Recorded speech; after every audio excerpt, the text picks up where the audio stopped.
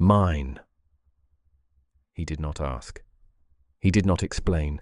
He simply looked at her across the candle-lit study, this woman with the shadows beneath her eyes and the trembling hands she thought she had hidden, and spoke the word like a vow, like a promise, like a warning. You are mine now, and I protect what is mine. She should have been frightened. Any sensible woman would have been terrified of the man they called the dragon, whose enemies had a peculiar habit of losing everything they held dear. But Susannah Fairfax had stopped being sensible the moment she agreed to his terms. Bear me a child, and you will be free. She had not told him the truth. She could not tell him the truth, because the truth would destroy the only chance she had left. Welcome to Aristocratic Hearts. I think, deep down, we all want the same thing. To be seen, to be chosen, to have someone look at us and say, you. It was always you. Tonight's story is about exactly that, and it is one of the most emotionally intense tales I have ever shared on Aristocratic Hearts. Before we begin, tell me where you are listening from. City, country, what time it is where you are. I picture all of you out there while I am telling these stories, and it makes this feel less like broadcasting and more like a conversation between friends. Tonight's story is about a woman who made a desperate bargain with a dangerous man. She thought she was using him. She thought her secret would protect her heart. She thought that when it all fell apart, and it would fall apart, it always did, she would walk away with her freedom, and nothing more. She was wrong about all of it.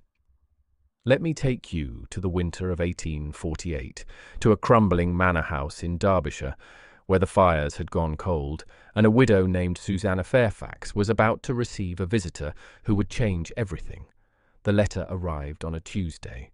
Susannah had been in the small parlour, the only room in Breck Manor where the fire still burned, because coal cost money, and money was something the Breck estate no longer possessed, when the housekeeper brought it in on a tarnished silver tray.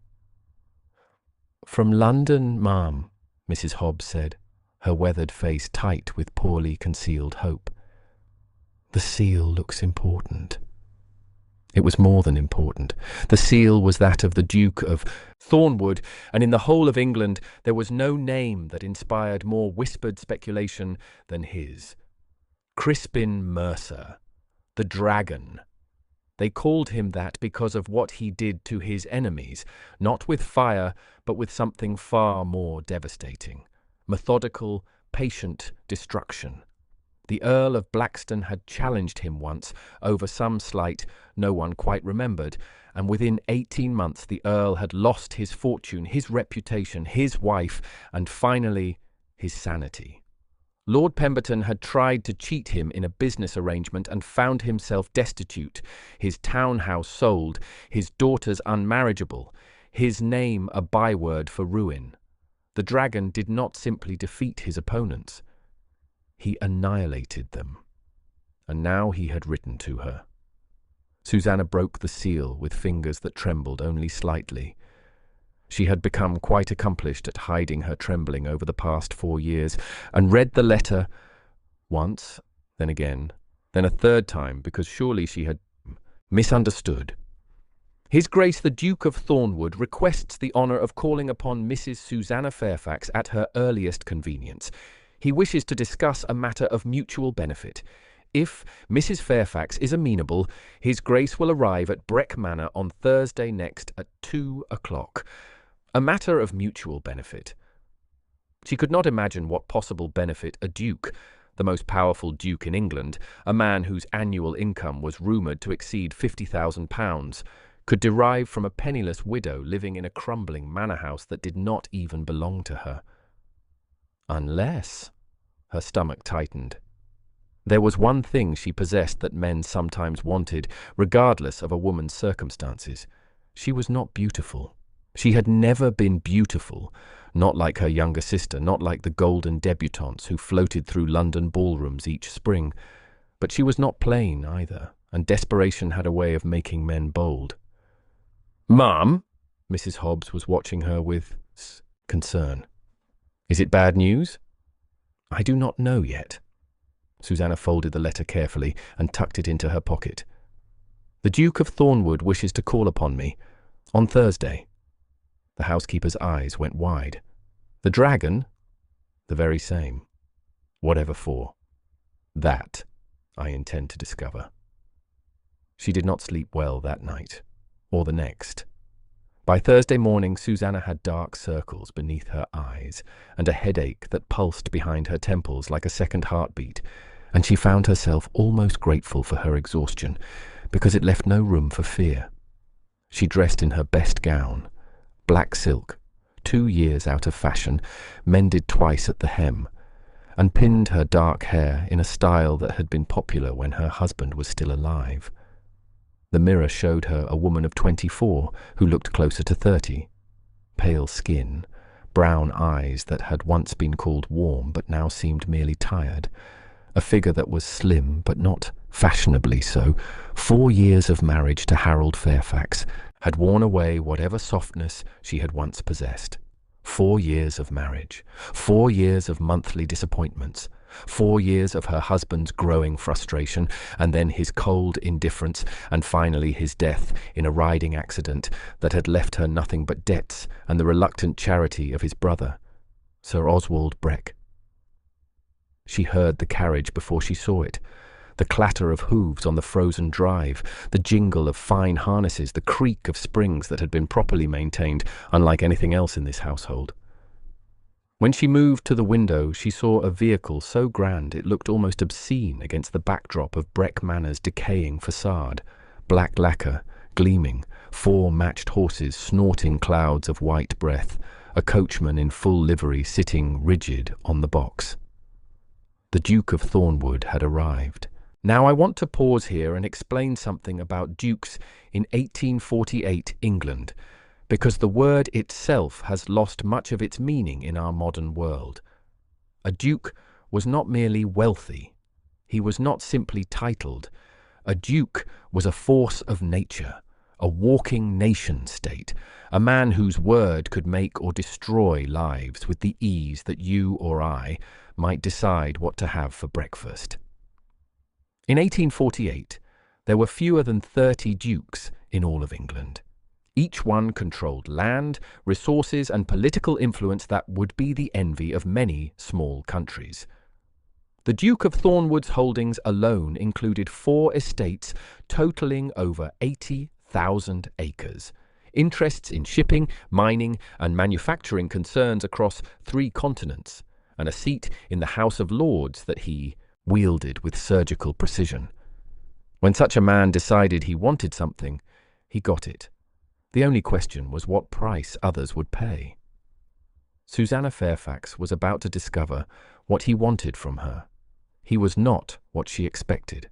The rumours had painted him as a monster, cold, calculating, possibly disfigured from some youthful misadventure. The society papers whispered about his temper, his ruthlessness, the way he conducted his affairs with the precision of a military campaign. She had imagined someone hulking and terrible, a creature from a Gothic novel come to life. Instead, the man who ducked through the low doorway of the parlour was striking, tall, over 6 feet, broad-shouldered beneath his perfectly tailored black coat. His hair was dark and thick, touched with silver at the temples despite his relatively young age. 33, if the gossip sheets could be believed.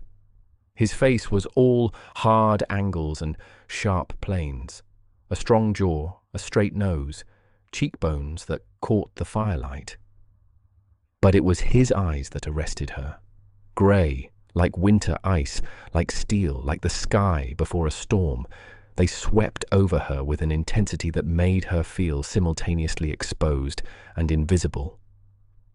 "Mrs. Fairfax," his voice was low and controlled, the sort of voice that expected to be obeyed. "Thank you for receiving me." "Your Grace," she curtsied, grateful that her knees did not tremble. You honor me with your visit. Please sit." He did not sit. Instead, he remained standing near the fire, his hands clasped behind his back, studying her with those unsettling eyes. "You are wondering why I am here." The thought had occurred to me. "I will not waste your time with pleasantries, Mrs. Fairfax. I am not a man who values social niceties, and I suspect you are not a woman who requires them." He paused. "I know your circumstances. I know that your husband left you nothing but debts. I know that your brother-in-law has been supporting you only because he hopes to extract something in return, likely your person, given his preferences. And I know that you have approximately 3 weeks before Sir Oswald's patience runs out entirely." Susannah felt the blood drain from her face. "You seem remarkably well informed, Your Grace." "I make it my business to be well informed about anything that interests me." Those grey eyes held hers. "You interest me, Mrs. Fairfax. I cannot imagine why. Can you not?" Something flickered in his expression. Amusement, perhaps, or something darker. "Then let me be direct. I have need of a wife. Specifically, I have need of a wife who can provide me with an heir. I have been searching for a suitable candidate for 3 years. You are that candidate." The words hit her like a physical blow.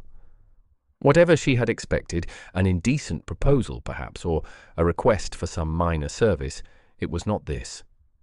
"You wish to marry me?" "I wish to make you an offer, one that will benefit us both." He began to pace, a slow, measured circuit of the small parlour. "I require an heir. The succession of the Thornwood dukedom depends upon it, and I have no brothers, no male cousins, no convenient relations waiting to inherit. If I die without issue, the title reverts to the crown and my mother's family, who have been waiting for exactly such an eventuality for 30 years, will finally succeed in their efforts to erase my line entirely. And you have chosen me to prevent this?" "I have chosen you because you possess qualities that I require in a wife." He stopped pacing and faced her directly. "You are intelligent. I have read letters you wrote to your late husband's solicitor arguing points of contract law that would have impressed a barrister. You are resilient. You have survived 4 years of marriage to Harold Fairfax, which by all accounts was not a pleasant experience without losing either your dignity or your sanity. You are not given to hysteria, you do not appear to crave social attention, and you have no family who would feel entitled to interfere in my affairs. You have researched me extensively." Susannah should have been outraged. She should have demanded he leave, should have summoned whatever remained of her dignity, and told him that she was not a broodmare to be selected based on desirable characteristics. But she was 24 years old, and penniless, and sleeping in a cold room because there was not enough coal to heat the entire house, and in 3 weeks Sir Oswald would force her into either his bed or the streets. "What are your terms?" she heard herself ask. Something shifted in the Duke's expression. Not surprise. She suspected this man was rarely surprised. But perhaps satisfaction. "You will marry me. You will live at Thornwood Park, my primary residence in Hampshire. You will fulfill your duties as my Duchess, hosting when required, appearing at my side at social functions, managing the household, and you will bear me a child. And in return? In return, you will receive an annual allowance of £5,000 to be spent as you see fit. You will have full authority over the household and staff. You will be protected from any and all persons who have previously caused you harm, including Sir Oswald Breck, whose debts I will purchase and whose life I will make extremely uncomfortable should he ever trouble you again." He paused. "And when you have given me an heir, when my succession is secured, you will be free. Free? Free to live as you choose. I will establish you in a house of your own, anywhere in England you wish to settle. You will retain your allowance and your title. You will have no further obligations to me or to the Thornwood estate. You will be, in effect, a wealthy and independent woman for the rest of your life." Susannah stared at him. "You are offering me a marriage that ends the moment I produce a child." "I am offering you a transaction, a mutually beneficial arrangement between two people who need something from each other." His voice was utterly without emotion. "I will not pretend to offer you love, Mrs. Fairfax. I am not capable of it, and I suspect you are not particularly interested in receiving it. What I am offering is security, comfort, and eventually freedom, in exchange for one thing only: an heir." She thought of the doctor's face 5 years ago when she had finally gathered the courage to ask why her monthly courses had come and gone month after month without the blessing her husband so desperately wanted. She thought of his careful words, his gentle explanations about damage and complications and the will of God. She thought of the way Harold had looked at her afterward, not with cruelty, but with something worse: disappointment, as though she were a horse who had failed to run the race she had been purchased for. She was barren. She knew she was barren, and she was about to agree to marry a man who needed the one thing she could not give him. "I accept," she said. The words came out steadier than she felt. Inside, her heart was pounding so hard she could hear it in her ears. "Then we have an accord." The Duke extended his hand, not for a handshake, but palm up, an invitation. "The wedding will take place in 3 weeks. You will move to Thornwood Park immediately, where you will be outfitted with everything a duchess requires. My solicitor will draft the marriage contracts and the settlement papers this week." Susannah placed her hand in his. His fingers closed around hers, warm, strong, completely controlled, and she felt something pass between them. Not affection, not even understanding. Something more primal than that. A recognition, perhaps. 2 predators acknowledging each other across a crowded room. "Welcome to your new life, Mrs. Fairfax," the Duke of Thornwood said. "I believe we will deal together very well." He was wrong about that, but neither of them knew it yet. Now, I want to pause here and tell you something about what Susannah was experiencing in this moment. She had spent 4 years in a marriage that made her feel like a failure. 4 years of watching her husband's face close off with disappointment every time her courses came. 4 years of being looked at as though she were a horse that could not run, a field that would not grow crops, a vessel that had failed its only purpose. And now here was another man, another marriage, another arrangement that depended entirely on her ability to conceive. The difference was this: Harold had married her believing she was whole. He had discovered her deficiency only after the vows were spoken, and his disappointment had been genuine and devastating. Crispin was entering this arrangement with full knowledge of what he needed from her. If she failed him, when she failed him, she would have deceived him deliberately. She would be not just deficient, but dishonest. Not just disappointing, but treacherous. The guilt of that knowledge would eat at her for months to come. But in that moment, with Sir Oswald's threats ringing in her ears and the Duke's warm hand wrapped around hers, she could not bring herself to tell the truth. Not yet. Not until she had no other choice. Some secrets, after all, are kept not out of malice, but out of survival. The carriage that arrived to collect her 3 days later was even grander than the one that had brought the Duke. Susannah stood on the steps of Breck Manor with a single trunk, everything she owned in the world, and watched Sir Oswald's face contort with fury as she prepared to leave. "You think you've won," he hissed, too quietly for the servants to hear. "You think because you've spread your legs for a duke you're above me now. But I know what you are, Susannah. I know you're barren as a stone, and when he discovers it, when he realizes you've trapped him, When he realizes, Sir Oswald, he will have no one to blame but himself." She kept her voice pleasant, her expression serene. "He researched me quite thoroughly before making his offer. If he failed to discover certain medical details, that is hardly my concern." It was a lie.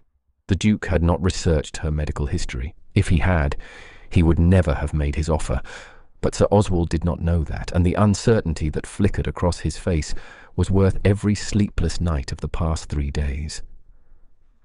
"I have been nothing but generous to you," he said.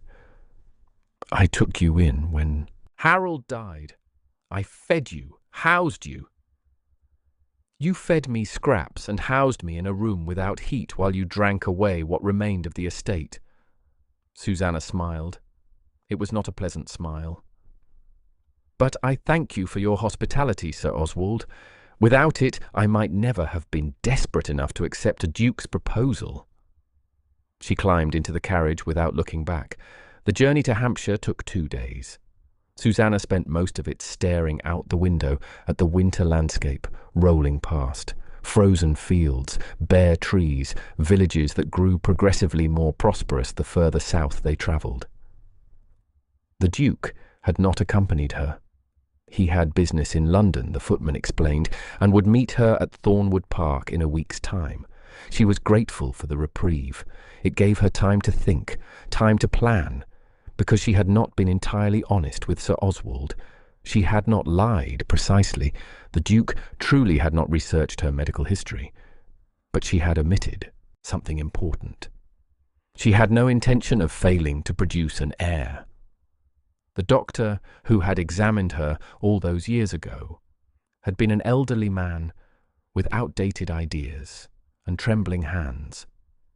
He had looked at her symptoms, the irregular courses, the cramping that sometimes left her bedridden, and pronounced his judgment with the confidence of a man who had never been wrong about anything in his life. Barren, damaged, incapable of motherhood. But Susannah had read since then. She had found books, hidden in the lending libraries, passed between women in whispered conversations, that suggested the old doctor might have been mistaken, that irregular courses did not always mean infertility, that women who had been pronounced barren sometimes conceived years or decades later under different circumstances. She did not know if she was truly incapable of bearing children. She only knew that 4 years of marriage to Harold Fairfax had produced no pregnancies, and that the doctor's diagnosis had made her husband despise her, perhaps with a different man, under different circumstances. Perhaps. It was a fragile hope, but it was the only hope she had. Thornwood Park stole her breath. The carriage crested a hill, and there it was, a vast Palladian mansion of honey-coloured stone, its windows catching the weak winter sunlight like dozens of golden eyes. Wings stretched out on either side of a central portico, supported by enormous columns. Behind it, formal gardens, bare now in winter, but clearly magnificent when in bloom, rolled down to a lake that glittered like hammered silver. Beyond the lake, ancient woodland stretched toward the horizon, and somewhere in that woodland a folly tower rose against the grey sky. It was not a house. It was a statement. It said, "I am wealthy beyond your comprehension. I am powerful beyond your imagination. I am eternal. And soon, Susannah thought, I will be mistress of all of it." The staff was assembled in the entrance hall to greet her. 24 servants in immaculate livery, their faces carefully neutral as they assessed the woman their master had chosen to marry. The housekeeper, a formidable woman named Mrs. Alderton, stepped forward with a curtsy that was precisely correct and absolutely without warmth. "Mrs. Fairfax, welcome to Thornwood Park. His Grace has instructed me to see to your comfort. Your rooms have been prepared in the East Wing, and a modiste from London will arrive tomorrow to begin work on your trousseau." "Thank you, Mrs. Alderton." Susannah kept her voice steady. I look forward to learning the workings of the household." "I am sure you do, ma'am." There was something in the housekeeper's tone, not quite insolence, but not quite respect either. Susannah filed it away for later consideration. There would be time enough to establish her authority once she was actually the Duchess. For now, survival was her only priority. The rooms they had prepared for her were beautiful, oppressively, almost aggressively beautiful. The bedchamber alone was larger than the entire ground floor of Breck Manor, with silk wallpaper in soft green, furniture of gleaming mahogany, and a bed so vast she could have slept horizontally across it without touching either edge. The adjoining sitting room boasted a fireplace large enough to roast an ox, a writing desk with a view of the lake, and a bookshelf already filled with novels and poetry collections. Everything she could possibly want, everything she had never dared to dream of, and all of it conditional upon one thing she could not do. Susannah sat down on the edge of that enormous bed and allowed herself just for a moment to be afraid. The Duke arrived 5 days later. Susannah was in the library when she heard the commotion. Hoofbeats on gravel, servants hurrying through corridors, doors opening and closing. She rose from the chair where she had been reading and went to the window, watching as Crispin Mercer swung down from a massive black horse with the easy grace of a man who had spent his life in the saddle. He looked different out here, away from the cramped parlour of Breck Manor, larger somehow, more vital. His riding coat was mud-spattered, his dark hair windswept, and there was colour in his cheeks from the cold. For a moment he looked almost human. Then his gaze found her window, and those grey eyes locked onto hers with an intensity that made her step back from the glass. He knew she was watching. Of course he knew. This man missed nothing. She met him in the drawing room 20 minutes later, after she had changed into one of the new gowns the modiste had delivered, deep blue silk that brought out the warmth in her brown eyes. She had taken care with her hair, with her posture, with the expression on her face. She was no longer Susannah Fairfax, desperate widow. She was the future Duchess of Thornwood, and she would be damned if she let this man see her fear. "Your Grace," she curtsied precisely. "I trust your journey was pleasant." It was tedious. He did not return her pleasantry with one of his own. Instead, he crossed to the window and stood with his back to her, looking out at the darkening grounds. "The contracts are signed. The wedding will take place on Tuesday next. The bishop has agreed to perform the ceremony in the chapel here. I have no patience for the spectacle of a London wedding, and you, I think, would not enjoy it either." "No, I would not." "Good. Then we understand each other." He turned to face her, and something in his expression made her breath catch. "I will not pretend this will be a normal marriage, Mrs. Fairfax. I am not a warm man. I have no interest in romance, in courtship, in the silly games that society expects married couples to play. What I require from you is simple: children, competence, and discretion. Provide those, and you will want for nothing." "And if I prove disappointing?" The question hung between them. She had not meant to ask it, had meant to wait, to buy herself time, to hope, but the words had slipped out before she could stop them. The Duke's eyes narrowed slightly. "You are referring to the possibility that you may not conceive." "It is a possibility that must be considered." "It has been considered." He crossed to a sideboard and poured himself a glass of brandy, not offering her one. "I am 33 years old, Mrs. Fairfax. I am not naive.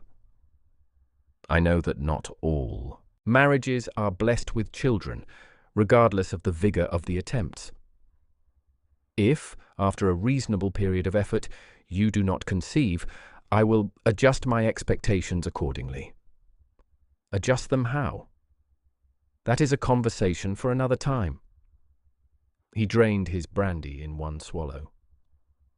"For now, I suggest you rest. Tuesday will arrive quickly, and I expect you to be presentable for the ceremony." He left without another word. Susannah stood alone in the drawing-room, surrounded by more wealth than she had ever seen in her life, and felt the walls closing in around her. They were married on a grey Tuesday morning in the chapel at Thornwood Park. The chapel was beautiful. Ancient stone, vaulted ceilings, stained glass windows that transformed the weak winter light into pools of colour on the flagstone floor. A handful of servants stood witness, along with the Duke's solicitor and a woman Susannah had not yet met. A small silver-haired lady with sharp eyes and sharper cheekbones who watched the ceremony from the front pew with an expression of profound skepticism. The Dowager Duchess, the Duke's mother. Susannah had been warned about her by Mrs. Alderton, whose warnings had carried the weight of genuine fear. "Her Grace sees everything, ma'am, everything." The vows were brief. The Duke spoke his in a voice utterly without inflection, as though he were reading the terms of a business contract. Susannah forced herself to meet his eyes as she repeated hers, searching for something, anything, that might indicate how he truly felt about this arrangement. She found nothing. Only that winter-grey coldness that controlled intensity, that wall of ice that separated him from the rest of humanity. "You may kiss the bride," the bishop said. The Duke stepped forward. His hand came up to cup her chin, gently, more gently than she had expected, and he tilted her face toward his. For a moment they simply looked at each other. Then he kissed her. It was brief, chaste almost, a mere brush of his lips against hers. But something happened in that brief contact, something that sent a spark of heat through Susannah's body and made her breath catch in her throat. When he pulled back, his eyes had changed. That grey ice had fractured just for an instant, and beneath it she glimpsed something that might have been hunger, or wonder, or fear. Then the walls came back up, and he was the dragon once more. "Come," he said, "we have guests to receive." The wedding breakfast was a small affair. Just the solicitor, the dowager, and a handful of local gentry who had been invited more for form's sake than out of any real desire for company. Susannah sat beside her new husband at the head of a table long enough to seat 40, ate food she could not taste, and made conversation she would not remember. The dowager watched her throughout. Those sharp eyes missed nothing. Not the way Susannah's hands trembled slightly when she reached for her wine-glass, not the way she flinched almost imperceptibly whenever the Duke spoke, not the carefully controlled blankness of her expression. After the meal, the dowager cornered her in the drawing-room. "So," the old woman said without preamble, "you are to be my son's wife." "I am already your son's wife, Your Grace." "Legally, yes. In every way that matters, you are still a stranger in this house." The dowager's gaze swept over her, assessing. "You are not what I expected." "What did you expect?" "Someone softer. Someone who would simper and smile and pretend that my son is not the most terrifying man in England." A thin smile crossed the dowager's face. "Instead, he has brought me a woman with steel in her spine and shadows in her eyes. I find myself curious. About you, Mrs. Mercer." "Susannah, if you prefer." The dowager settled into a chair with the ease of a woman who had been commanding rooms for 60 years. "Tell me, Susannah, do you know why they call my son the dragon?" "Because he destroys his enemies. Because he destroys anyone who hurts women." The words landed like stones in still water. "My son has a particular sensitivity regarding the mistreatment of women. It stems from his childhood, from things he witnessed that no child should witness.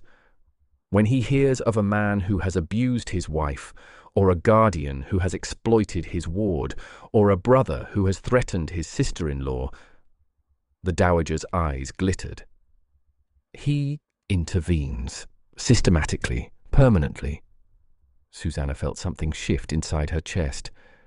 You are saying that he chose me because Sir Oswald Breck has been on his list for 2 years, because my son learned of your situation and decided that the most efficient way to remove you from harm was to marry you himself. The dowager leaned forward. Make no mistake, child, my son does not love you. I am not certain he is capable of love, not in the way ordinary people understand it. But he has chosen to protect you, and for Crispin that is very nearly the same thing. Susannah said nothing.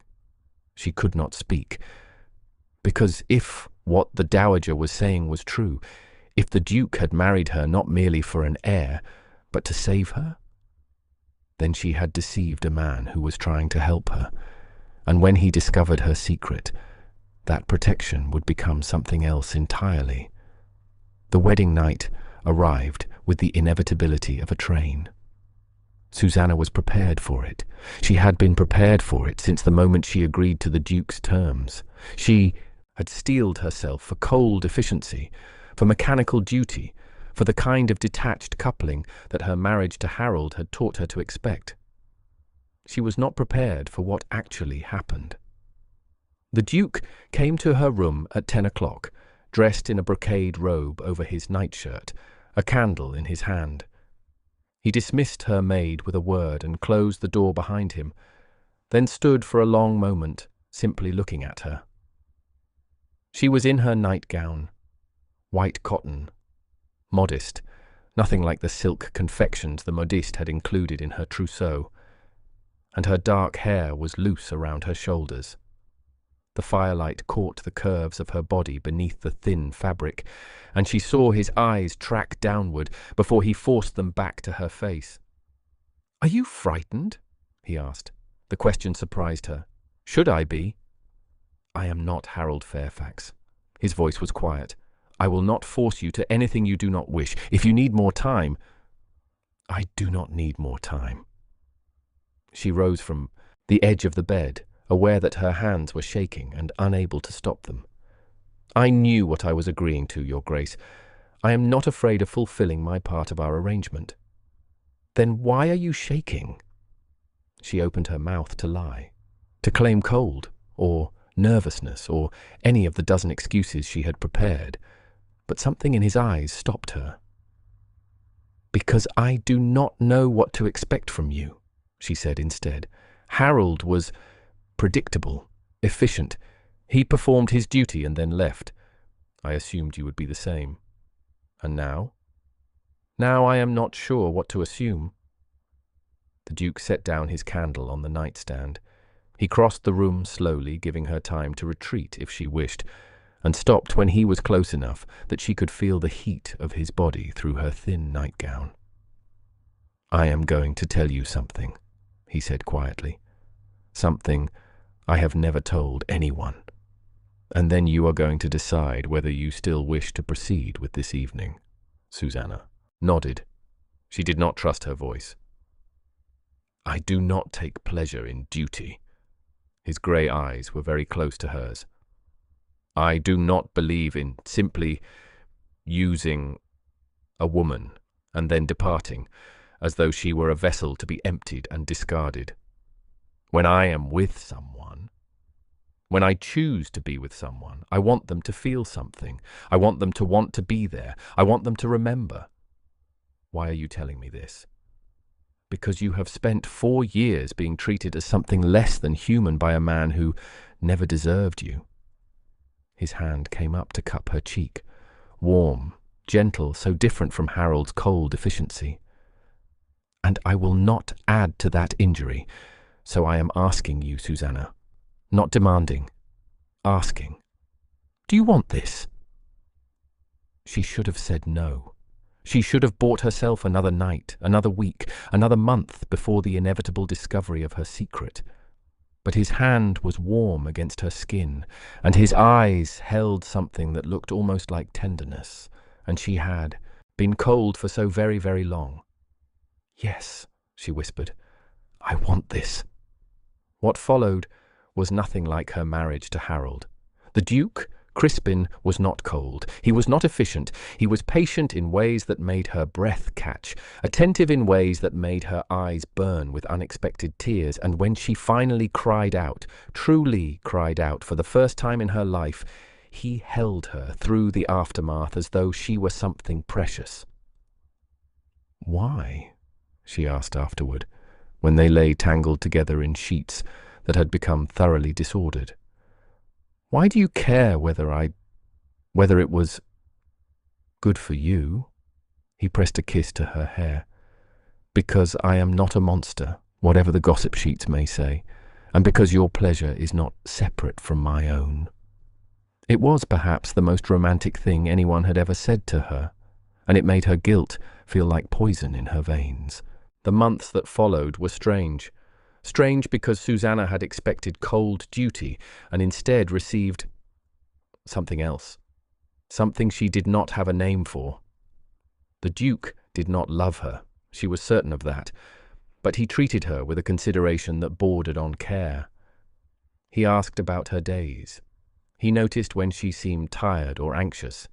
He began, slowly, to share pieces of himself that she suspected he had never shared with anyone. She learned that he had nightmares. She learned that he kept a journal in which he recorded every wrong he had witnessed and every punishment he had dealt. She learned that he read poetry when he could not sleep, and that his favorite poet was Keats, and that he had once wanted to be a scholar before duty and destiny had claimed him. She learned that the dragon had a heart after all. He had simply buried it so deep that even he had forgotten where it lay. And with each passing week her deception grew heavier. Her courses came, that first month, and the second, and the third. Each time she locked herself in her room and wept, not from disappointment but from relief and terror combined. Relief that the inevitable had been postponed. Terror that it was only a matter of time before Crispin realized that his bargain had been made with a defective woman. He said nothing. He must have known, must have tracked her cycles with the same methodical precision he applied to everything else.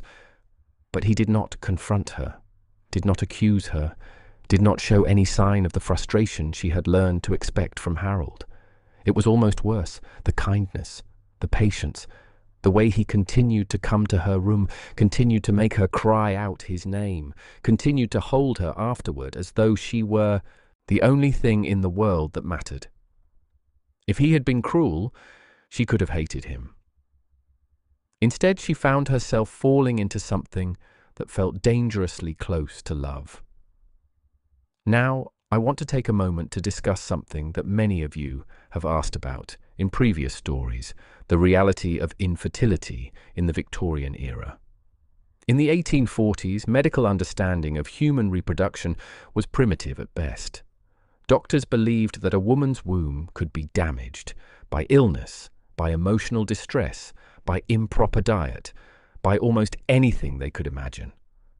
They had no concept of ovulation cycles, no understanding of the complex hormonal dance that makes conception possible. What this meant, in practical terms, was that many women were pronounced barren based on nothing more than a few years of failed attempts with one particular man.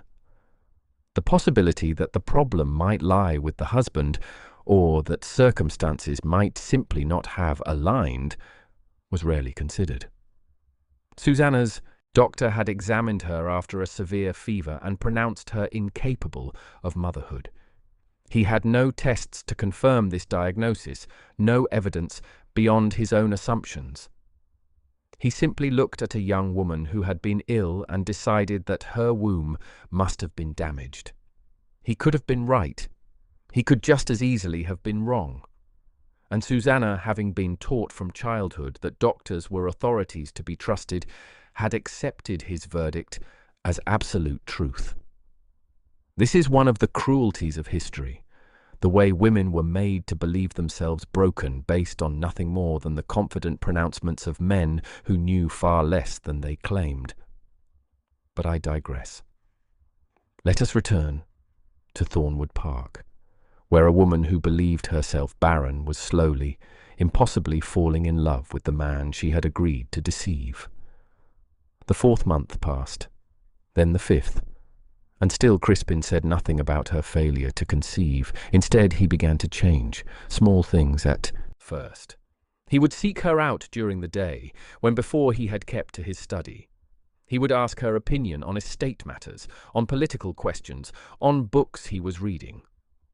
He began to touch her casually, a hand at the small of her back, a brush of fingers against her cheek, in ways that had nothing to do with their bedroom arrangement and everything to do with simple affection. One evening in late April, she found him in the library with a book of poetry open on his lap.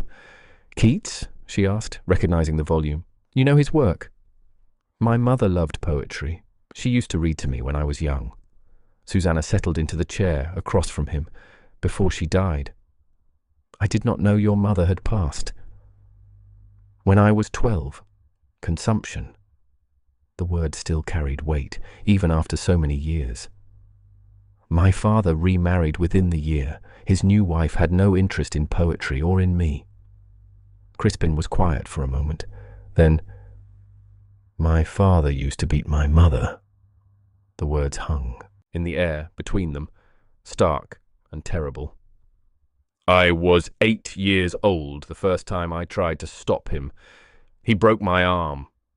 Crispin's voice was flat, recounting the horror as though it were a mundane fact. "I learned then that wanting to protect someone was not enough.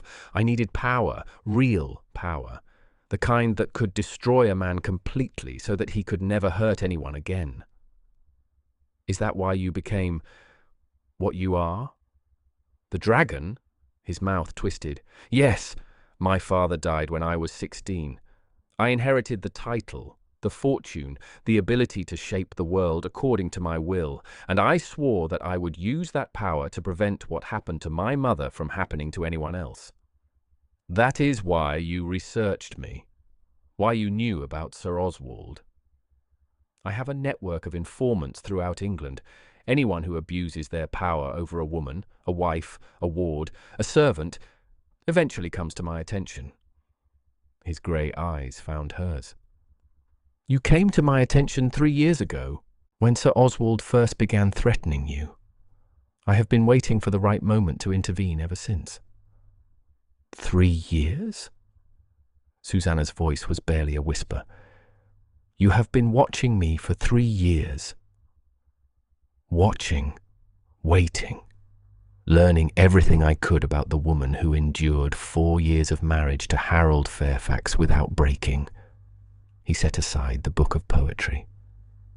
"Do you know what I saw when I looked at you, Susannah? I saw strength. Not the loud, obvious kind that men admire. The quiet kind. The kind that bends but does not break. The kind that survives. You married me because you pitied me. I married you because you were the first person in 33 years who made me believe I might be capable of something other than destruction." The confession landed like a stone in still water. Susannah did not know how to respond. This was not the cold, transactional arrangement she had agreed to. This was something far more dangerous. "I do not know what to say," she admitted. "You do not have to say anything." He rose from his chair and crossed to where she sat, kneeling before her as he had knelt in the parlour at Breck Manor when he first proposed.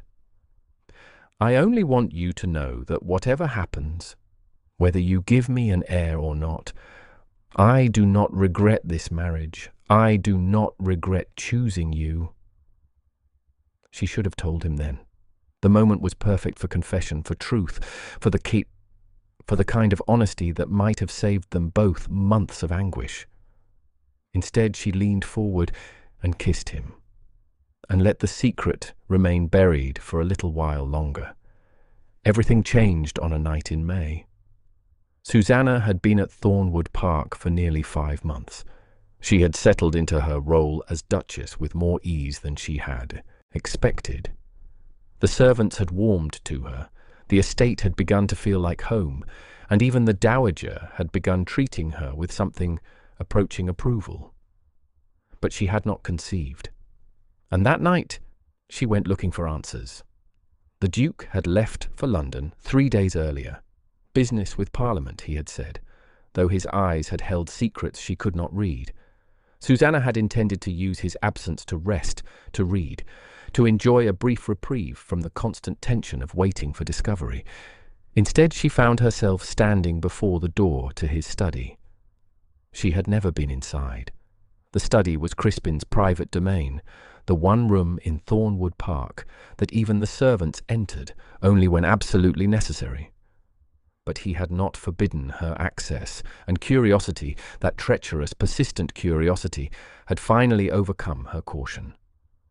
The room was smaller than she expected, darker. The walls were lined not with books, but with maps, detailed maps of estates throughout England, marked with pins and notes in Crispin's precise handwriting. A massive desk dominated the centre of the room, covered in papers and files and documents that bore official seals. Susannah approached the desk slowly. Her heart was pounding. She knew she should leave, should pretend she had never entered, should maintain the polite fiction that existed between them. Instead, she began to read.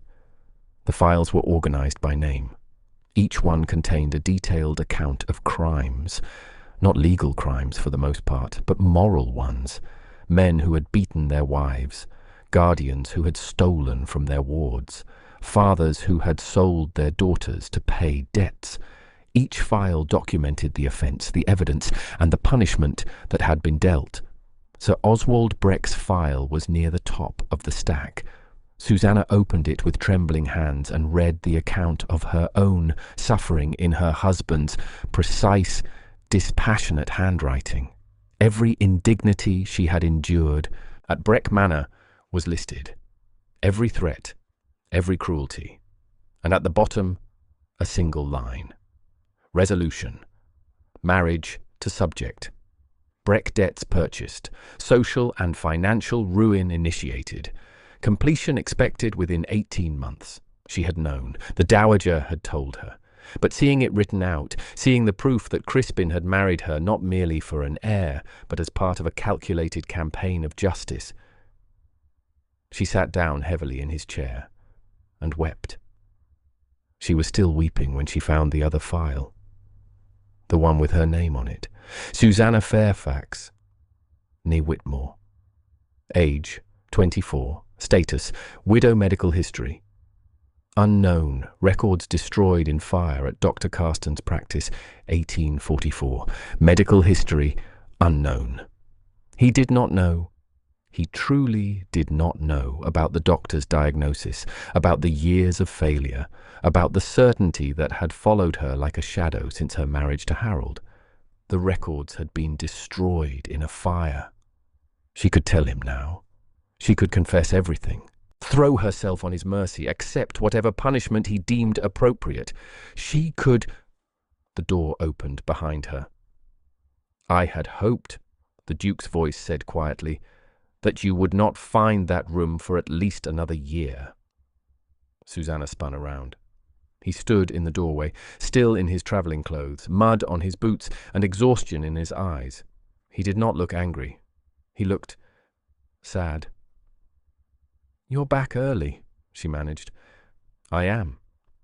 He crossed to the desk and looked down at the files spread across its surface. "I see you have discovered my hobby. You destroy men who hurt women. I correct imbalances." He sat down in the chair across from her, her chair now, though she supposed it had always been his. "The world is designed to allow powerful men to abuse powerless women without consequence. I provide consequences. And me? Am I one of your projects?" "You were." His grey eyes held hers. "You are something else now." "What am I now?" "My wife." The word carried weight. "My partner. The woman who has made this house feel less like a mausoleum and more like a home for the first time in my life." He paused. "And the woman who is keeping a secret from me." Susannah's blood went cold. I don't I am not a fool, Susannah. His voice was gentle, but there was iron beneath it. 5 months. 5 months of considerable effort and no child. I see the relief in your eyes every time your courses come. I see the fear when you think I am not watching. He leaned forward.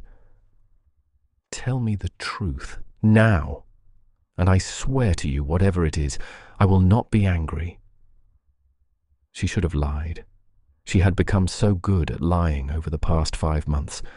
But something in his eyes, that mixture of sadness and hope and something that might have been love, broke through her defenses. I am barren, she whispered. A doctor told me years ago, after my illness, before my marriage to Harold, he said I was damaged, that I could never conceive, that I would never be a mother. The words hung in the air between them. Crispin said nothing for a long moment.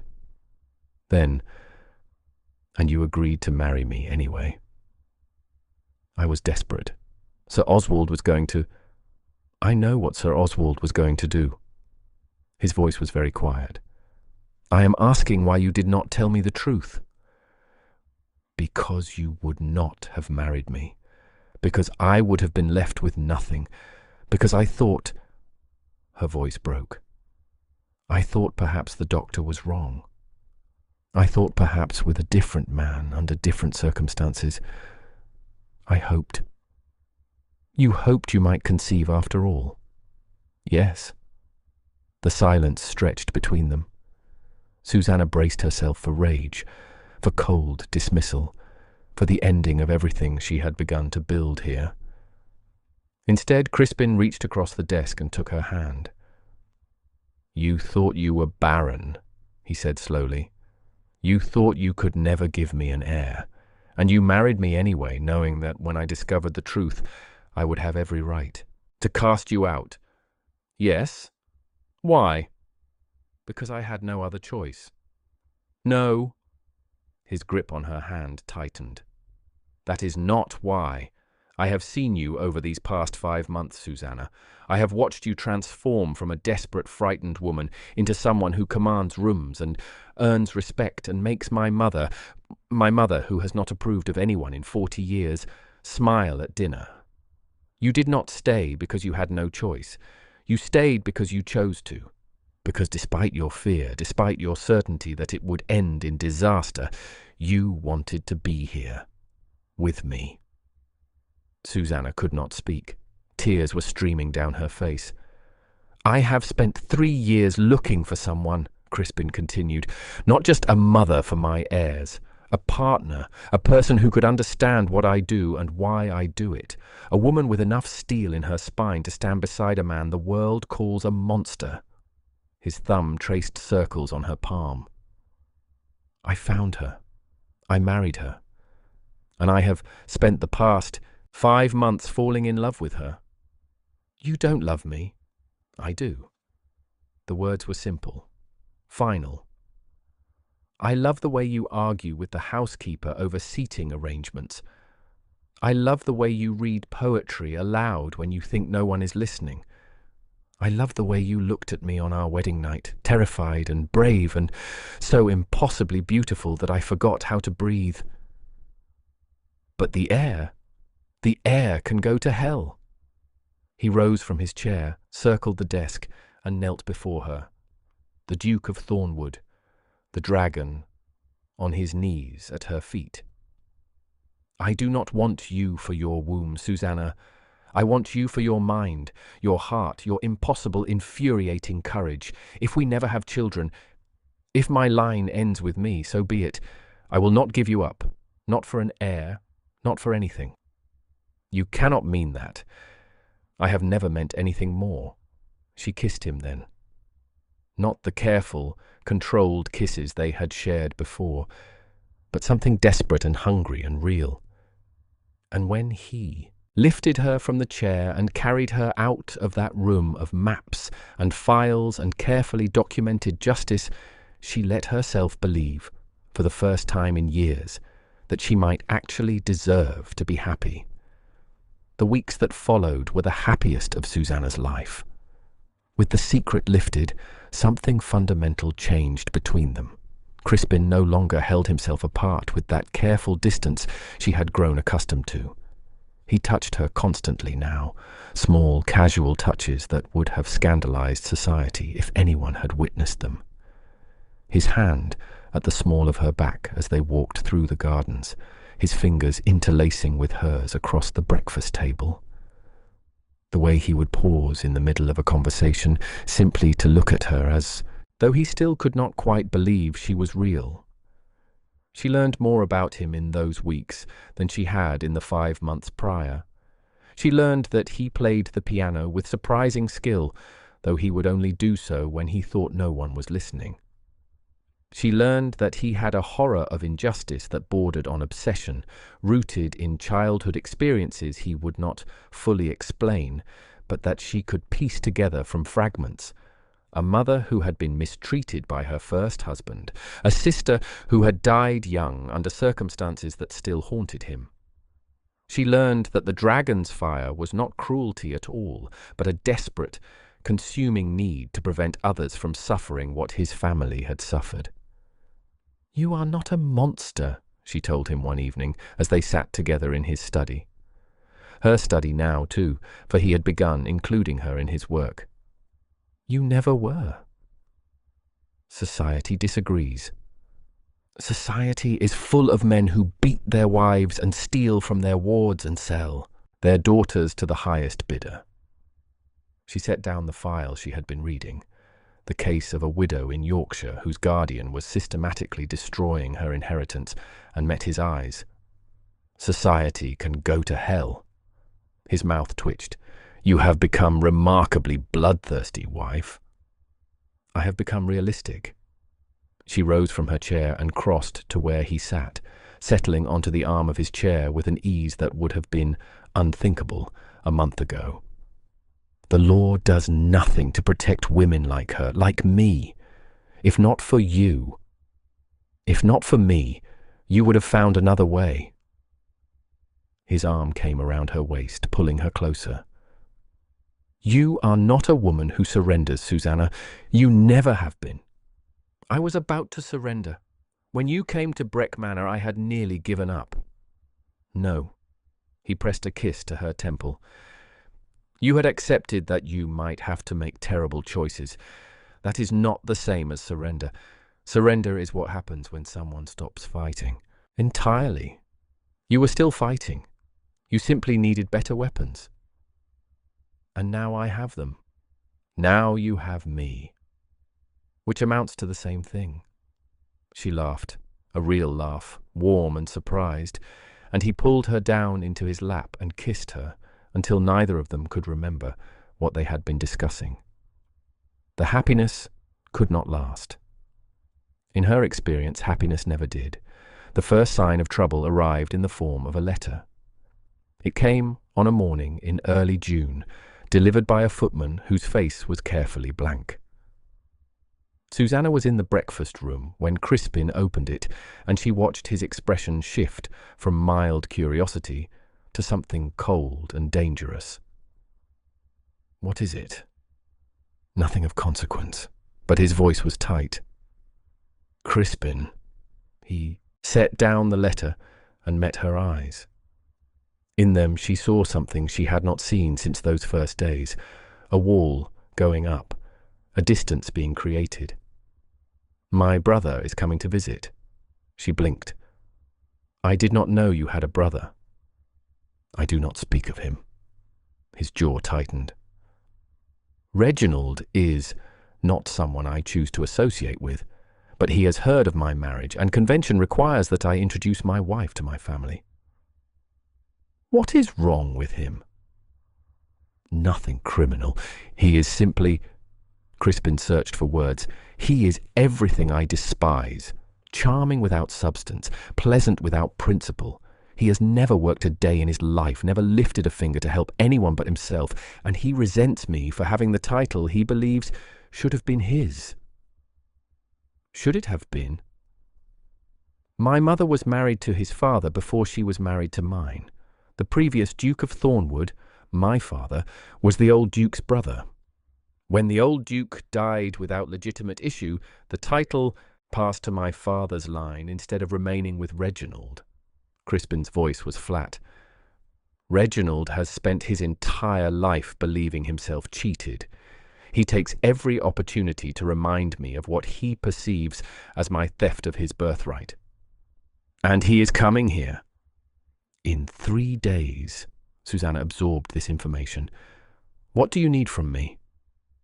Something softened in his expression. I need you to be yourself, to show him that I have found something he will never possess, a partner worthy of the name. He reached across the table and took her hand. And I need you to be on your guard. Reginald is charming, dangerously charming. He has a talent for finding people's weaknesses and exploiting them. You think he will try to charm me? I think he will try to destroy anything that makes me happy. And you, my darling wife, make me happier than I have ever been in my life. Lord Reginald Mercer arrived on a Thursday afternoon, just as the summer sun was reaching its peak. He was handsome. Susannah had to admit that immediately. Where Crispin was all sharp angles and cold intensity, Reginald was golden warmth, fair-haired, blue-eyed, with a smile that could have charmed birds from trees. He swept into Thornwood Park as though he owned it, greeting the servants by name, complimenting the gardens, making the Dowager Duchess laugh for the first time since Susannah had known her. So, you are the woman who has tamed my fearsome brother, he said, taking her hand and pressing his lips to her knuckles. His eyes lingered, just a moment too long on her face. I confess I am astonished. I had thought Crispin incapable of human emotion. Then you do not know your brother as well as you believe. Oh, I know him. Reginald's smile never wavered. I know him very well indeed. But I am delighted to make your acquaintance, Your Grace. I sense we are going to be great friends. He was, as Crispin had warned, dangerously charming. Over the next several days, he made himself indispensable, joining Susannah for walks in the garden, engaging her in witty conversation at dinner, finding excuses to be wherever she happened to be. He told her stories about Crispin's childhood, some affectionate, some clearly designed to diminish, and he watched her constantly with those bright blue eyes. Susannah was not fooled. She had spent too many years navigating the treacherous waters of survival to mistake charm for sincerity. But she played along, smiled when appropriate, and reported everything to Crispin each evening. He asked about our marriage, she said, on the 4th night of Reginald's visit. Whether we were happy, whether I had any complaints. Crispin's expression was stone. And what did you tell him? That I was deliriously happy, of course. She crossed to where he sat by the fire and lowered herself onto his lap. I also mentioned that my husband is quite skilled in the bedroom, which seemed to disturb him greatly. A surprised laugh escaped him. You did not? I most certainly did. He nearly choked on his wine. She pressed a kiss to his jaw. I am not a naive debutante, Crispin. I know exactly what your brother is trying to do, and I have no intention of giving him what he wants. What do you believe he wants? To drive a wedge between us. To make you doubt me, or me doubt you. She met his eyes steadily.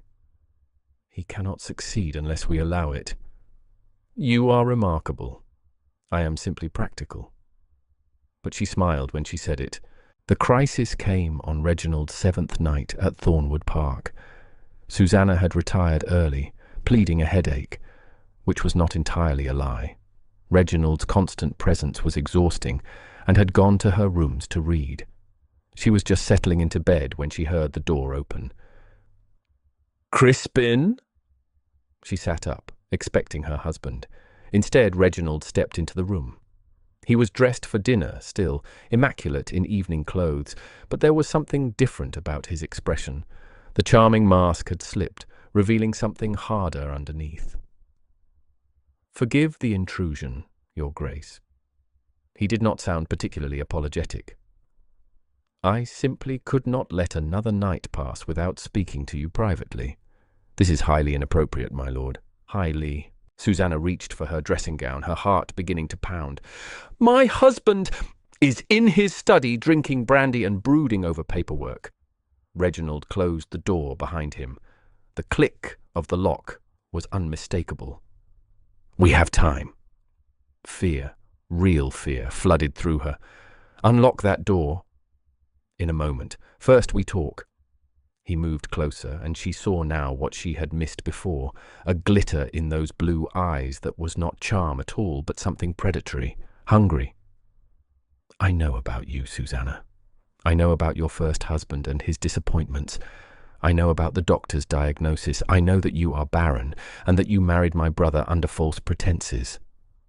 The blood drained from her face. How?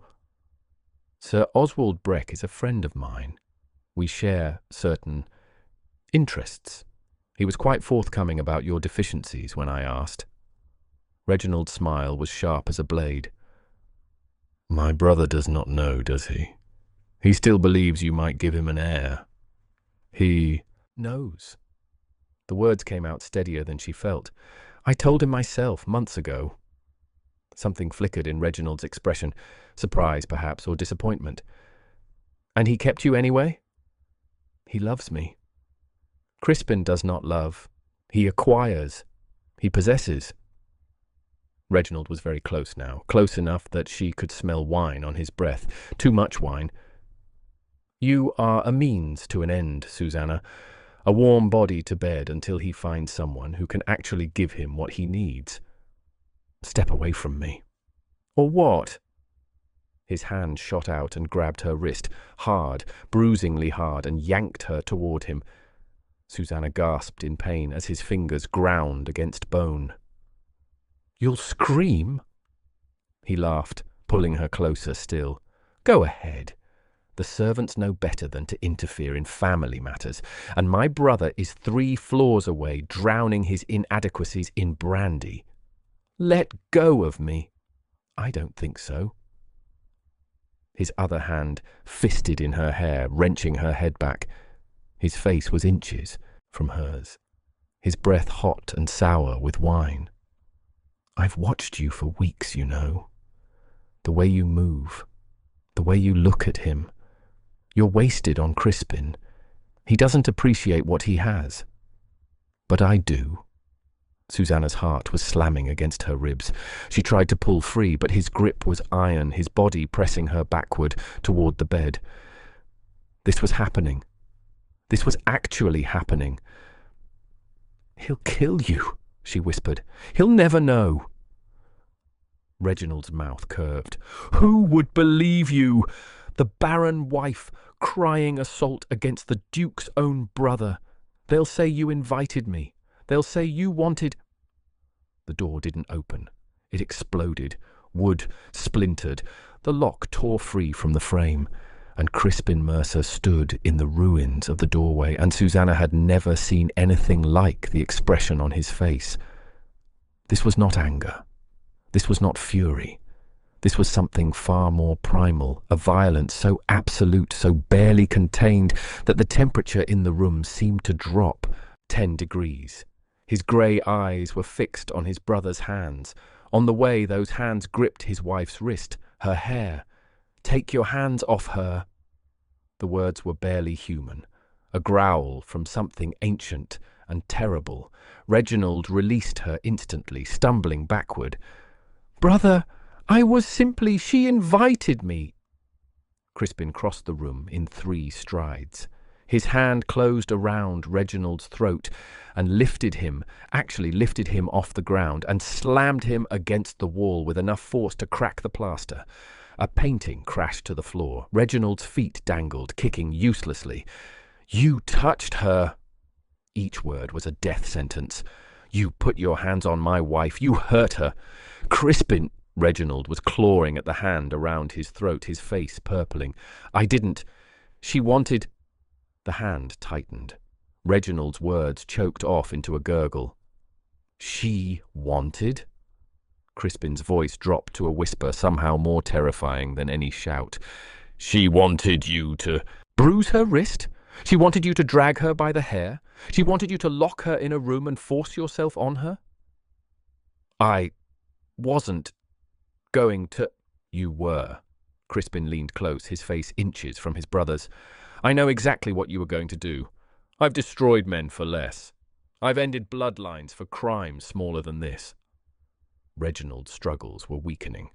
His face was going from purple to grey. His eyes were bulging, rolling back. Crispin! Susannah's voice cut through the red haze. Crispin, stop! You're killing him! For a long, terrible moment, she thought he wouldn't stop. She saw the struggle in his eyes, the dragon fighting against the man, the beast demanding blood, the human part of him barely holding on. His hand was still squeezing. Reginald was going limp. He deserves to die, Crispin said. Yes. Susannah moved closer, her bare feet soundless on the carpet. She placed her hand on his arm, gently, carefully, the way one might approach a feral creature. He does. But if you kill him, you become what they already believe you are. A monster. A murderer. Her voice softened. And I will not let him take that from you. I will not let him take you from me. The silence stretched like a wire about to snap. Then Crispin's hand opened. Reginald crumpled to the floor, gasping, retching, clutching his throat. He looked up at his brother with an expression of pure terror, the expression of a man who had finally understood exactly what he had been provoking all these years, who had finally seen the dragon without its chains. Get out! Crispin's voice was hoarse, ragged. You will crawl out of this room. You will pack nothing. You will take nothing. You will leave this house tonight, and if you ever set foot on my property again, if you ever speak my wife's name again, if you ever so much as look in her direction... I understand. Reginald was sobbing now, actually sobbing. I understand. I'll go. I'll never... You have 60 seconds to be out of my sight before I change my mind. Reginald scrambled for the door on his hands and knees, too terrified to stand, too broken to maintain even a shred of dignity. He disappeared into the corridor, and his footsteps, stumbling, desperate, echoed through the house as he fled. Crispin stood motionless for a long moment, his back to Susannah, his shoulders heaving with each breath. When he finally turned, his eyes were wet. Let me see your wrist. She held out her arm wordlessly. The bruises were already forming, dark fingerprints against her pale skin, a perfect map of violation. Something shattered in his expression. I should have killed him. His voice broke. I should have, if I had been faster, if I had... You came. She stepped into his arms, pressing herself against him, feeling the way he trembled with barely suppressed violence. You came, and you stopped him, and I am safe. You are hurt. I am alive. I am here. I am yours. She pulled back enough to meet his eyes. And I have never loved you more than I do in this moment. He kissed her then, not gently, not carefully, but with all the desperate ferocity of a man who had nearly lost everything. And she kissed him back, with equal desperation, equal need, equal gratitude that she had married a dragon who would burn down the world to protect her. They did not sleep that night. They held each other until dawn, and when the first light crept through the windows, they watched Reginald's carriage disappear down the drive together. He would spend the next 2 years in Italy, too frightened to return to England, living off a small allowance that Crispin permitted only because the dowager begged him to show mercy. But the damage was done, and not in the way anyone expected. Now I need to pause here and tell you something about jealousy in relationships.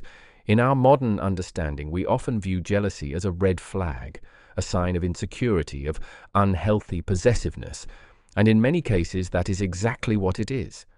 But there is another kind of jealousy, a protective kind, that emerges not from a desire to control, but from a fierce determination to protect what is precious. What Crispin felt when he saw his brother standing too close to his wife was not the jealousy of a man who views his wife as property. It was the jealousy of a man who had finally, after years of isolation and guarded distance, allowed himself to love, and who understood with visceral clarity how easily that love could be threatened. The distinction matters.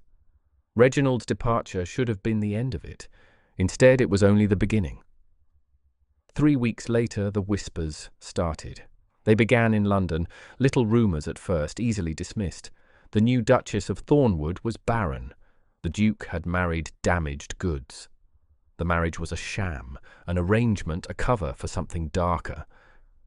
By the time the whispers reached Hampshire, they had grown into full-fledged scandal. "They are saying I trapped you," Susannah said flatly, reading the letter that had arrived from the Dowager, who had returned to London for the season. "That I concealed my condition to secure your fortune. They are fools. They are society, and society's opinion matters whether we wish it to or not." Crispin took the letter from her hands and threw it into the fire. "Let them talk. What do I care for the opinion of people I despise?" "You may not care, but I do." Susannah watched the paper curl and blacken in the flames. "I will not be the reason you are shunned, Crispin. I will not be the weakness your enemies use against you. You are not a weakness. I am exactly a weakness." She turned to face him, and he saw something in her eyes that made his chest constrict. Determination, but also resignation. Perhaps we should consider an annulment if the marriage is dissolved before—" "No?" The word cracked through the room like a whip. "Crispin, no." He crossed to her in 2 strides and gripped her shoulders, forcing her to meet his eyes. "Listen to me very carefully, Susannah. I do not care what society thinks. I do not care what whispers circulate through ballrooms I will never enter. I do not care if every lord and lady in England decides that I'm a fool for loving you. You are my wife. You are my partner. You are the only person in this world who sees me as I truly am. And I will not let you sacrifice yourself to protect me from consequences I do not fear. But nothing." His hands gentled on her shoulders, sliding up to cup her face. "We will face this together. We will walk into their ballrooms and their dinner parties and their sneering assemblies, and we will show them exactly what we are. And if they do not like it, they can go to hell." But Susannah could not be convinced, not that night, and not the night after. The guilt was eating her alive. Every whisper, every sidelong glance, every letter from London detailing the latest rumours, each one felt like a knife. She had done this. She had brought scandal to his door. She had given his enemies the weapon they needed to wound him. And so, on a grey morning 3 days later, she made a decision. She waited until Crispin left for his morning ride. She wrote a letter explaining everything. Her guilt, her love, her certainty that he deserved better than the scandal she had brought upon him. And then she packed a single bag, climbed into a hired carriage, and fled to the only place she could think of, her sister's house in Devon. It was, perhaps, the most cowardly thing she had ever done. And the bravest. She was giving him the chance to be free, to have the marriage quietly annulled, to find a woman who could give him heirs without the taint of rumour.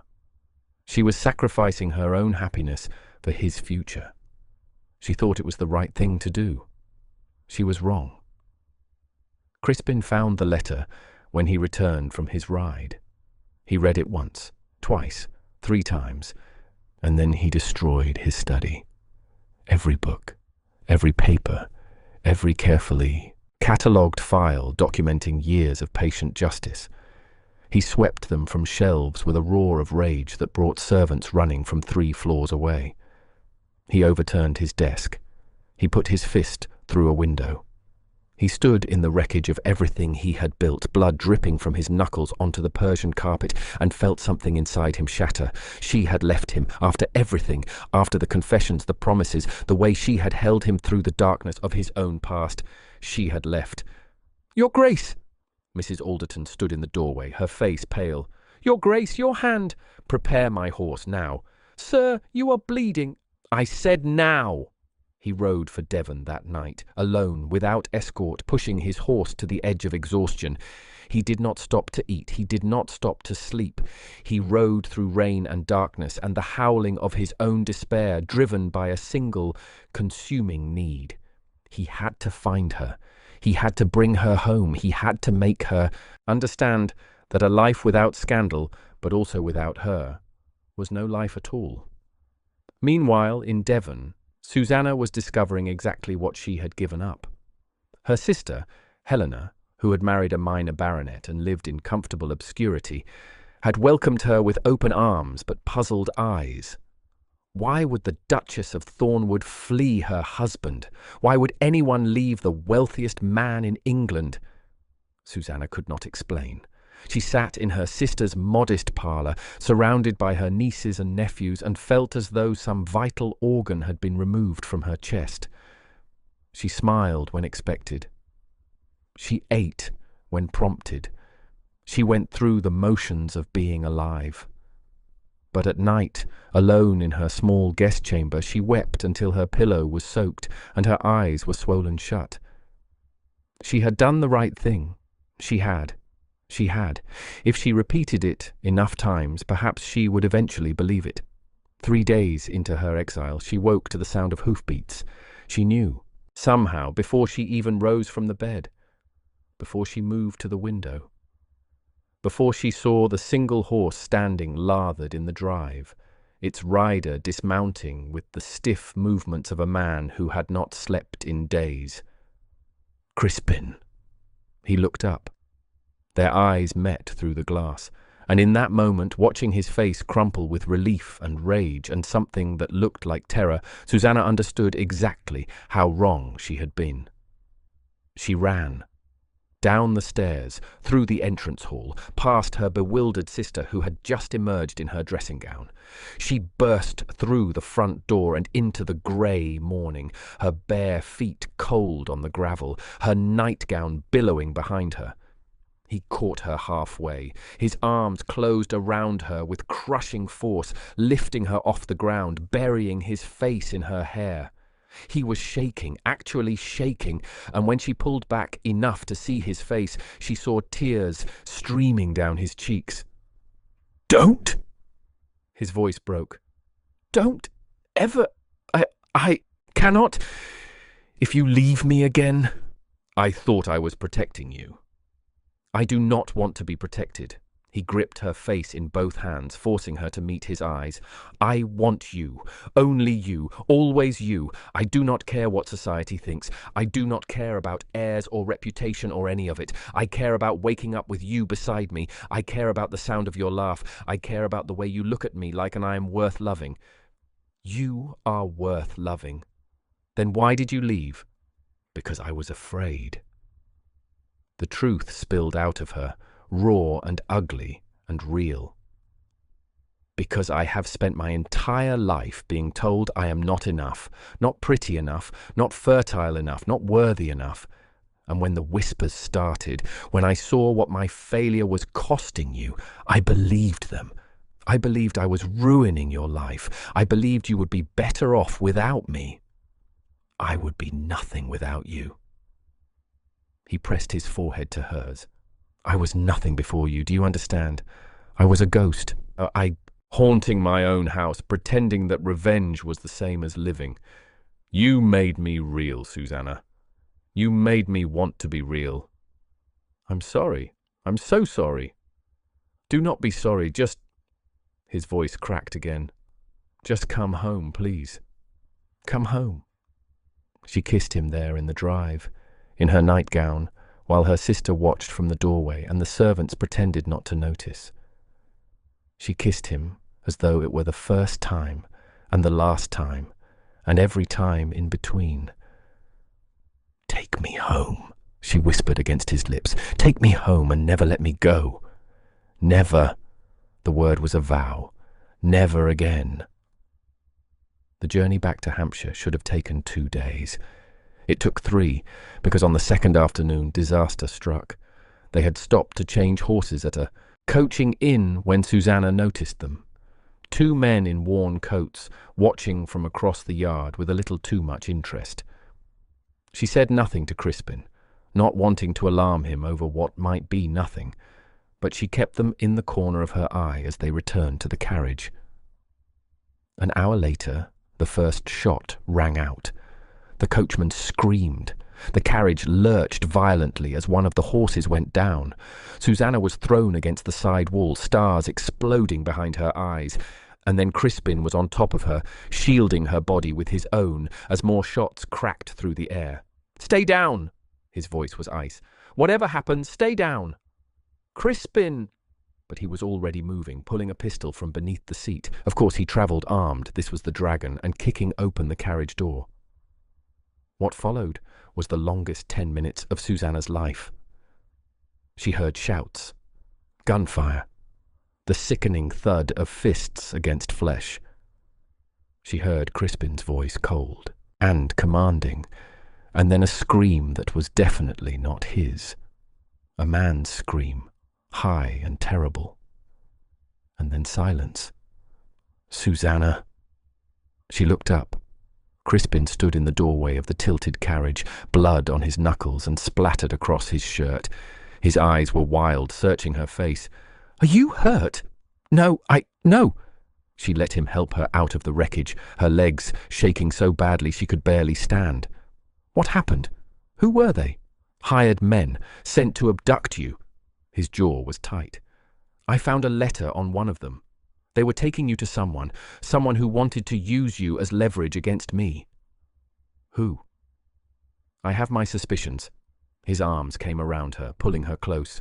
"But it does not matter. They failed. They will never get the chance to try again." Did you kill them?" "One of them."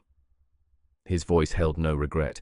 "The other will live long enough to tell me who hired him, and then he will wish I had killed him quickly." Susannah should have been horrified. She should have been appalled by the casual violence, by the blood on his hands, by the cold certainty in his voice. Instead, she pressed her face against his chest and wept with relief. "You came for me," she whispered. "You came to Devon, and you saved me on the road, and I will always come for you." He tilted her face up to his. "Always. Do you understand? There is no place on this earth you could go that I would not follow. There is no danger I would not face. There is no enemy I would not destroy. You are mine, Susannah, and I protect what is mine." She kissed him again, tasting blood and smoke and desperation. "Take me home," she said. "Now, please, I need to be home." They commandeered fresh horses from the inn and rode through the night, leaving the wreckage and the bodies for his men to clean up. By dawn they were crossing the borders of the Thornwood estate, and by noon they were finally, blessedly, home. The test came 3 weeks later, at the Countess of Ashworth's summer ball. It was the first major social event Susannah had attended as Duchess of Thornwood. She had dressed carefully, a gown of deep emerald silk that made her dark eyes glow, diamonds at her throat that had belonged to generations of Thornwood duchesses, her hair arranged in a style that was elegant rather than fashionable. She looked, she thought, like exactly what she was, a woman with nothing to prove and no one to impress. The ballroom fell silent when they entered. Every eye in the room turned to watch them, the notorious Duke and his scandalous wife, subjects of every whisper and rumour for the past month. Susannah felt the weight of their judgment like a physical force pressing against her chest, making it hard to breathe. Beside her, Crispin was a pillar of ice-cold authority. He surveyed the room as though he owned it, which, Given the extent of the Thornwood fortune, he very nearly did, and then led her forward with the casual confidence of a man who had never known a moment's uncertainty in his life. They had barely taken 3 steps when a woman blocked their path. Lady Harriet Wentworth, the reigning queen of society's highest circles, a woman whose approval could make or break reputations. She looked at Susannah with an expression of barely concealed contempt. "Your Grace," she said to Crispin, ignoring Susannah entirely, "how unexpected to see you here. We had heard you were in seclusion." "You heard incorrectly." Lady Wentworth's gaze flickered to Susannah and away again. "I see you have brought your wife." "I have brought the Duchess of Thornwood," Crispin corrected, his voice pleasant and his eyes murderous, "whom I expect you to address with the respect her position commands." A muscle twitched in Lady Wentworth's jaw. "Of course, Your Grace." The words were directed at Susannah now, but they dripped with condescension. "Welcome to society. I do hope you find it educational." What happened next became legend. Crispin smiled. It was not a pleasant smile. "Lady Wentworth," he said, loud enough for half the ballroom to hear, "I understand your son recently lost a considerable sum at cards, to Sir William Hartley, if I recall correctly, a debt of some £8,000. The colour drained from Lady Wentworth's face. "I do not see how that concerns—" "It concerns you because I purchased that debt yesterday afternoon." Crispin's smile widened. "Which means your son now owes £8,000 to me. A debt I can call in at any moment, requiring immediate payment, or else— well, I am sure you understand the consequences." You cannot." "I can do whatever I wish, Lady Wentworth. That is the privilege of being the Duke of Thornwood." He paused. "However, I am not an unreasonable man. I am willing to extend the terms of the debt, quite generously, in fact, if you would do me one small favour." "What favour?" "Apologize to my wife, properly, and then spend the remainder of the evening introducing her to everyone in this room as your very dear friend, the Duchess." The silence was absolute. Lady Wentworth's face cycled through a remarkable array of colours, red, white, purple, and back to white again. Her lips pressed together so tightly they nearly disappeared. But Susannah saw the calculation in her eyes, the recognition that Crispin was not bluffing, the understanding that her son's future hung in the balance. "Your Grace," Lady Wentworth said, her voice strangled but polite, "I apologize for my rudeness. It was unforgivable. I do hope we can begin again, as friends." "Of course," Susannah said graciously, because she had learned long ago that the best revenge was delivered with a smile. "I would like nothing more." And for the rest of the evening, Lady Wentworth, the most powerful woman in London society, escorted the Duchess of Thornwood through the ballroom like a prized jewel, introducing her to everyone who mattered, and singing her praises so loudly that the rumours began to die before they had truly begun. "You are terrifying," Susannah murmured to Crispin as they danced. "Only when necessary." "That was necessary. Anyone who insults you insults me." His arm tightened around her waist. "And I have spent 33 years teaching people not to insult me. I believe you may have taught them even more effectively tonight." He laughed. A real laugh, warm and surprised, and somewhere across the ballroom Lady Wentworth watched them with an expression of profound reassessment. The Duchess of Thornwood, she was forced to concede, was not at all what the rumours had suggested, and the Duke of Thornwood was even more formidable than anyone had imagined. 6 weeks later, Susannah missed her courses. She told herself it meant nothing. She had missed courses before, during times of stress, and God knew the past 6 weeks had been stressful in ways she could not have imagined. She and Crispin had spent that time in a kind of honeymoon, the real honeymoon they had not allowed themselves before, and her body was simply reacting to the upheaval. But when the second month passed without bleeding, she began to wonder. By the third month, she could no longer deny what was happening. She told Crispin on a warm evening in August as they walked together in the gardens behind Thornwood Park. The roses were in full bloom, their scent heavy in the air, and somewhere in the distance a nightingale was singing. She had not meant to tell him that evening. She had planned to wait until she was absolutely certain, until she had consulted with another doctor, until she had found exactly the right words. But they were walking past the rose arbor, where he had first told her about his mother, and he was holding her hand with such easy affection, and suddenly the secret felt too heavy to carry for another moment. "I need to tell you something," she said. He stopped walking. His grey eyes searched her face with that intensity she had come to know so well, the look of a man who noticed everything and forgot nothing. "You are not ill?" "No, I am." She pressed her hand to her belly, where something had begun to quicken, where she had felt just that morning the first flutter of movement, like butterfly wings, like a whisper of hope. "I am with child." The silence that followed was absolute. Crispin stood frozen. His face did something she had never seen before. Rapid cycling of emotions that his usual control could not contain. Shock, disbelief, hope so raw it looked like pain. "You are certain?" "The doctor confirmed it this morning. I am nearly 4 months along."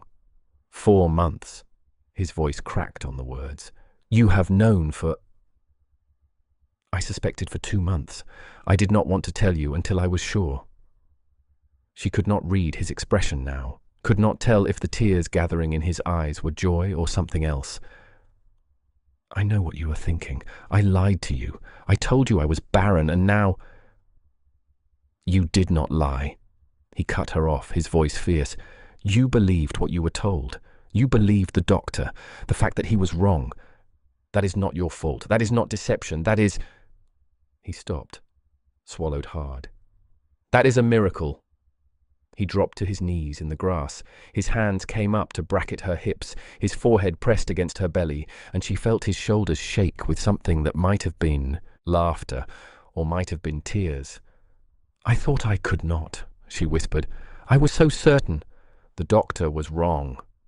He looked up at her, and his grey eyes were bright with tears, actual tears, streaming down the face of the man everyone called the Dragon, the man who inspired fear in half of England. "The doctor was a fool, and your first husband was a worthless man who did not deserve you, and I am going to spend the rest of my life thanking whatever gods exist that they brought you to me." "You said the heir could go to hell." "I meant it." He rose to his feet and cupped her face in his hands. "I would have loved you without children, Susannah. I would have loved you if we had nothing but each other for the rest of our days. But this—" His palm spread across her belly, warm and reverent. "This is not about heirs or succession or duty. This is about you and me creating something together, something that belongs to both of us, something that proves that the broken pieces of two damaged people can somehow make something whole."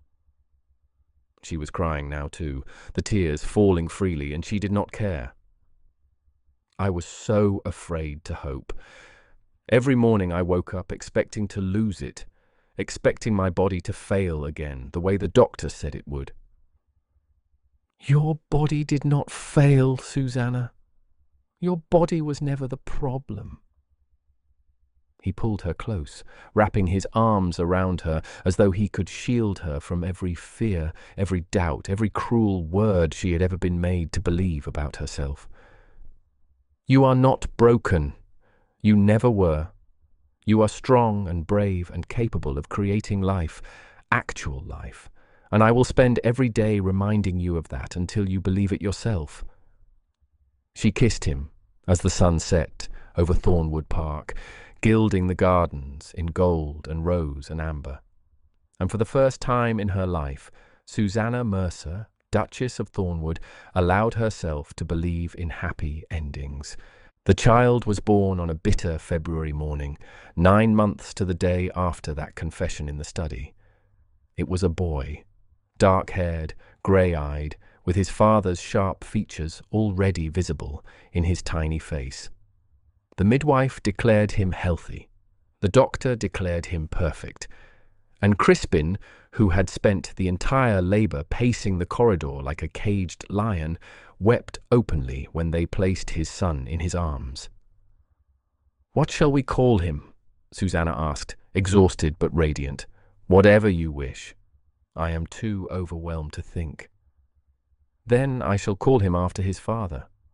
She reached up to touch her husband's face, this man who had saved her, who had loved her, who had given her everything she had never dared to hope for. Crispin Harold Mercer. Spin. Harold? It seems only fair. She smiled. If not for Harold, I would never have been desperate enough to marry a duke, and if not for you, I would never have discovered what marriage could truly be. He kissed her then, their son cradled between them, and outside the window, the first spring birds began to sing. And Domom, what as a slowly come. But the danger was not finished with them yet. 2 weeks after the ball, Susannah received a letter that made her blood run cold. It was from Sir Oswald Breck. "My dearest Susannah," it began, in handwriting she remembered. "All too well. I hear congratulations are in order. A duchess now. How remarkable. But I wonder if your fearsome husband knows all your secrets. I wonder if he knows about the letter I found in Harold's study, the one you wrote to your sister 3 years ago, confessing what you truly thought of your husband and wishing him dead. I have that letter still. I imagine the Duke would find it illuminating, unless, of course, you can convince me otherwise. I will be at the Red Lion Inn in Ashworth on Thursday next. Come alone, or I shall be forced to share this letter with someone who will appreciate its contents. Your devoted brother-in-law, Sir Oswald Breck." Susannah read the letter twice, then a third time. Her hands were shaking so badly she could barely hold the paper. The letter he mentioned was real. She had written it during the darkest period of her marriage, when Harold's coldness had been at its worst, and she had been desperate enough to pour out her misery to anyone who might understand.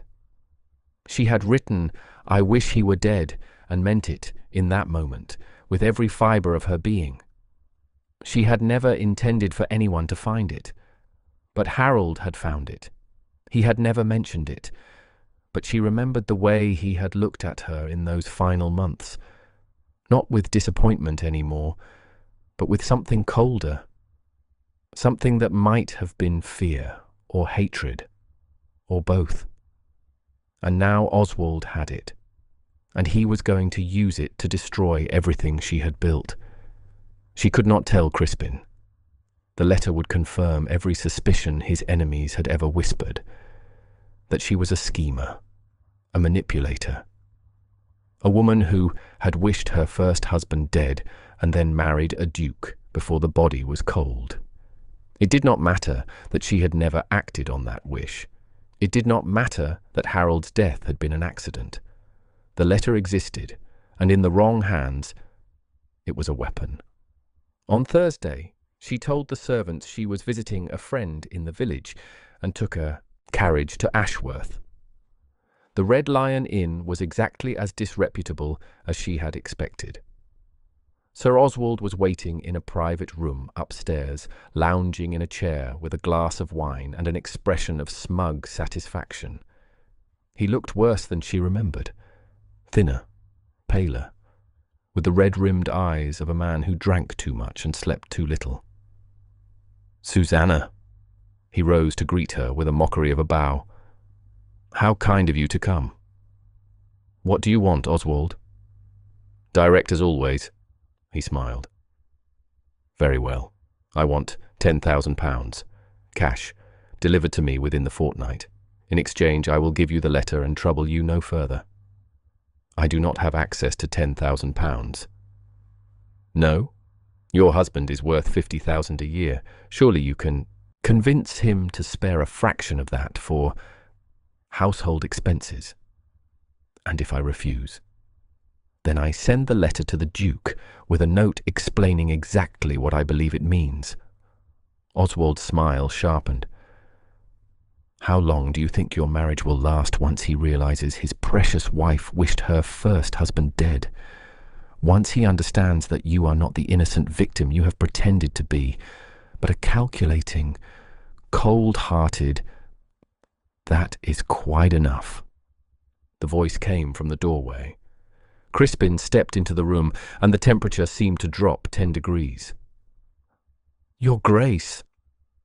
Oswald scrambled to his feet, his face draining of colour. I did not expect... No, you expected my wife to come alone, like a lamb to the slaughter. Crispin's voice was soft, pleasant, absolutely terrifying. You expected her to be frightened enough to pay your blackmail. You expected this little meeting to remain secret. She told you. She did not have to. I have had you watched since the day I married her, Breck. Did you truly believe I would allow a man like you to continue breathing without supervision? Crispin moved further into the room, and Oswald fell back against the wall. I know about the letter. I have known about it for months. My solicitor tracked down every piece of correspondence my wife ever wrote, including the one your brother intercepted. Then you know. I know that my wife, in a moment of despair, wrote words she did not mean to a sister who betrayed her trust. I know that she has spent years being punished for a single moment of human weakness. Crispin was very close now.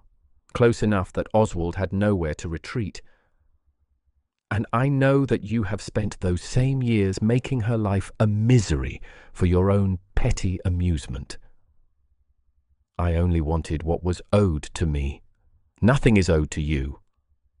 Crispin's hand shot out and closed around Oswald's throat, not squeezing, not yet, but holding him in place with effortless strength. You stole from her. You threatened her. You sold information about her to my brother, and now you attempt to extort her with a letter that means nothing. It proves she wanted Harold dead.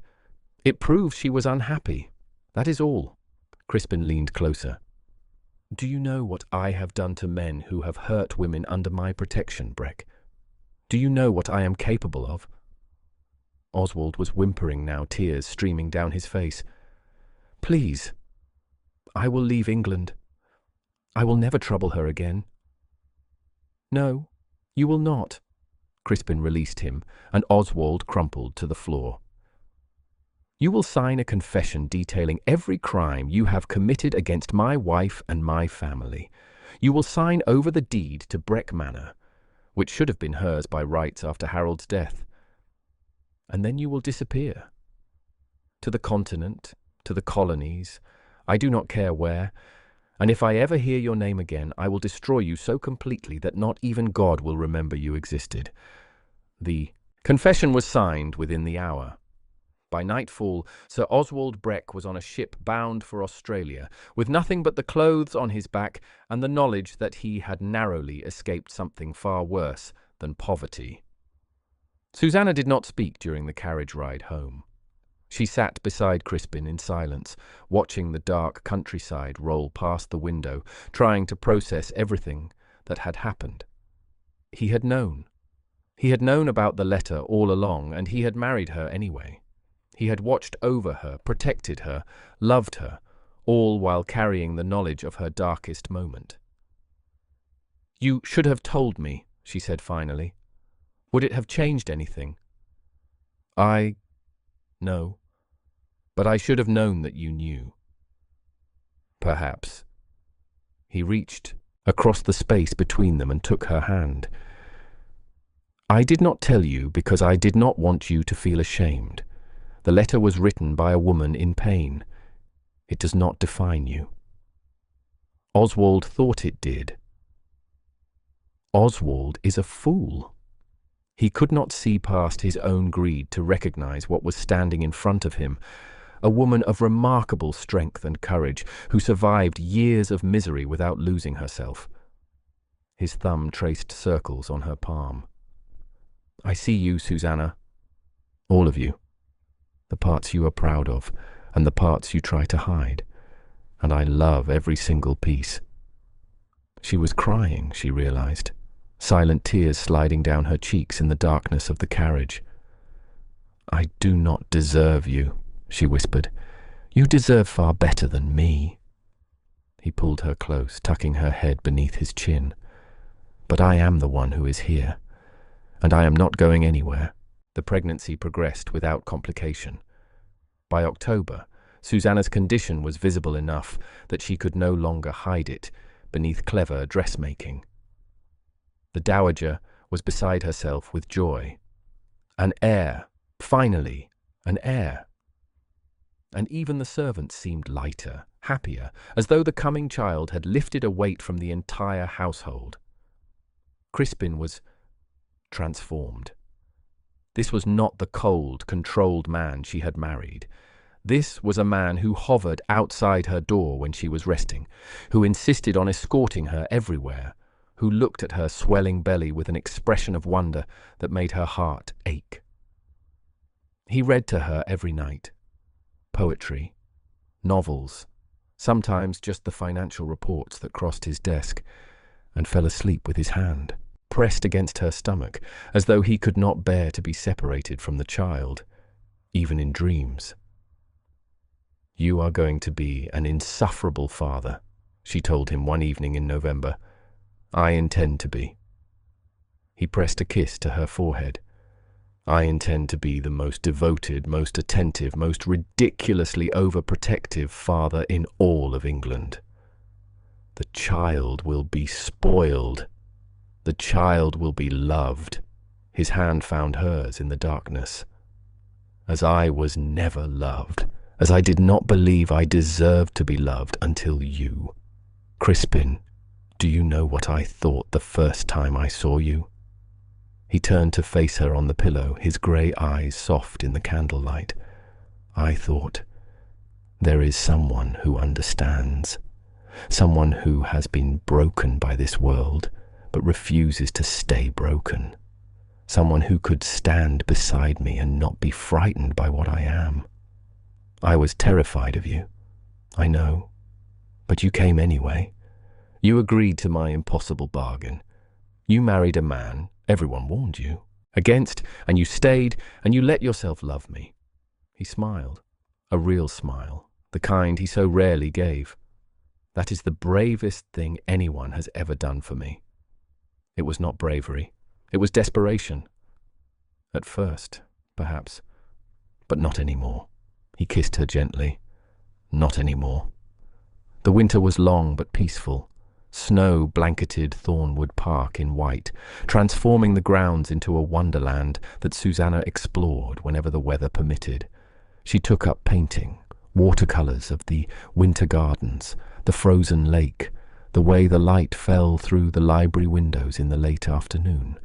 Crispin hung everyone in his study, even the ones she thought were terrible. "They are not terrible," he said when she protested. "They are yours. That makes them precious." "You are ridiculous. Ridiculously in love. There is a difference." By January, she was too large to walk comfortably, and she spent her days in the warmest rooms of the house, reading and sewing tiny garments, and trying not to worry. The baby kicked constantly now, a strong, insistent presence that kept her awake at night and made her smile during the day. "He is going to be a fighter," she said one evening, pressing Crispin's hand against her belly, where the baby was delivering what felt like a series of punches. "He? Or she? I cannot know for certain." She smiled at his expression. "But I suspect it is a boy. Girls, I think, would be gentler." "You were not gentle. You married a dragon." "I married a man who pretends to be a dragon." She pulled him down for a kiss. "There is a difference." The child was born on a bitter February morning, 9 months to the day after that confession in the study. The labour was long, 18 hours of pain that came in.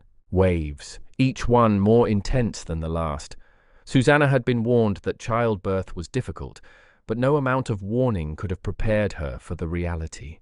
The way her body seemed to turn against her, the way time lost all meaning, the way she cycled between absolute certainty that she could do this and absolute certainty that she could not. Crispin was not allowed in the birthing room. That was not done in 1849, not even for dukes. But he remained in the corridor outside, pacing like a caged animal, while the midwife and the doctor worked. Every scream that escaped Susannah's lips sent him lunging toward the door, only to be turned back by the stern-faced housekeeper who had been stationed there specifically to keep him out. "She is strong," Mrs. Alderton said for what must have been the 100th time. "The strongest woman I have ever met. She will come through this." "And if she does not?" The housekeeper did not answer. Some questions were better left unasked. At 20 minutes past 7 in the morning, a thin, reedy cry split the silence. Crispin was through the door before anyone could stop him. Susannah lay in the bed, her dark hair plastered to her forehead with sweat, her face pale and exhausted. But she was alive and smiling and holding a small, squalling bundle wrapped in white linen. "Your Grace," the midwife began, "you should not be in here." "Get out." Crispin did not even look at her. His eyes were fixed on his wife, on the tiny creature in her arms. "All of you, get out." They fled. Crispin crossed to the bed and sank onto the edge, his legs suddenly unable to support him. Susannah looked up at him with tears streaming down her face, tears of joy, tears of relief, tears of something so profound that neither of them had words for it. "It is a boy," she whispered, "a healthy boy. The doctor says he is perfect." Crispin reached out with trembling fingers and touched his son's cheek. The baby was tiny, impossibly tiny, with a cap of dark hair and grey eyes that would not focus properly for weeks yet. His fists were clenched, his face red from screaming, his entire being radiating furious, defiant life. "He looks like you," Susannah said. "He looks like a very angry potato." She laughed, a weak, exhausted laugh that turned into tears halfway through. "He is beautiful. He is ours. He is real." "He is real," Crispin's voice cracked. He leaned forward and pressed his forehead against hers, their son cradled between them, and wept. The Duke of Thornwood, the dragon, the most feared man in England, wept like a child in his wife's arms. "What shall we call him?" Susannah asked when they had both recovered enough to speak. "Whatever you wish. I am too overwhelmed to think." "Then I shall call him after his father."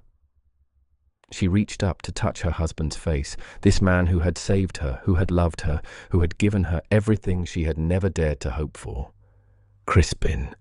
Crispin Harold." "Mercer." "Harold? It seems only fair." She smiled. "If not for Harold, I would never have been desperate enough to marry a duke. And if not for you, I would never have discovered what marriage could truly be." He kissed her then, their son cradled between them, and outside the window, the first spring birds began to sing. Epilogue. 5 years later. The gardens at Thornwood Park had never looked more beautiful. It was midsummer, and the roses were in full bloom, red and white and pink, climbing the ancient walls and spilling over the borders in glorious profusion. The air smelled of cut grass and honey, and somewhere in the distance a child's laughter rang out across the grounds. Susannah stood on the terrace watching.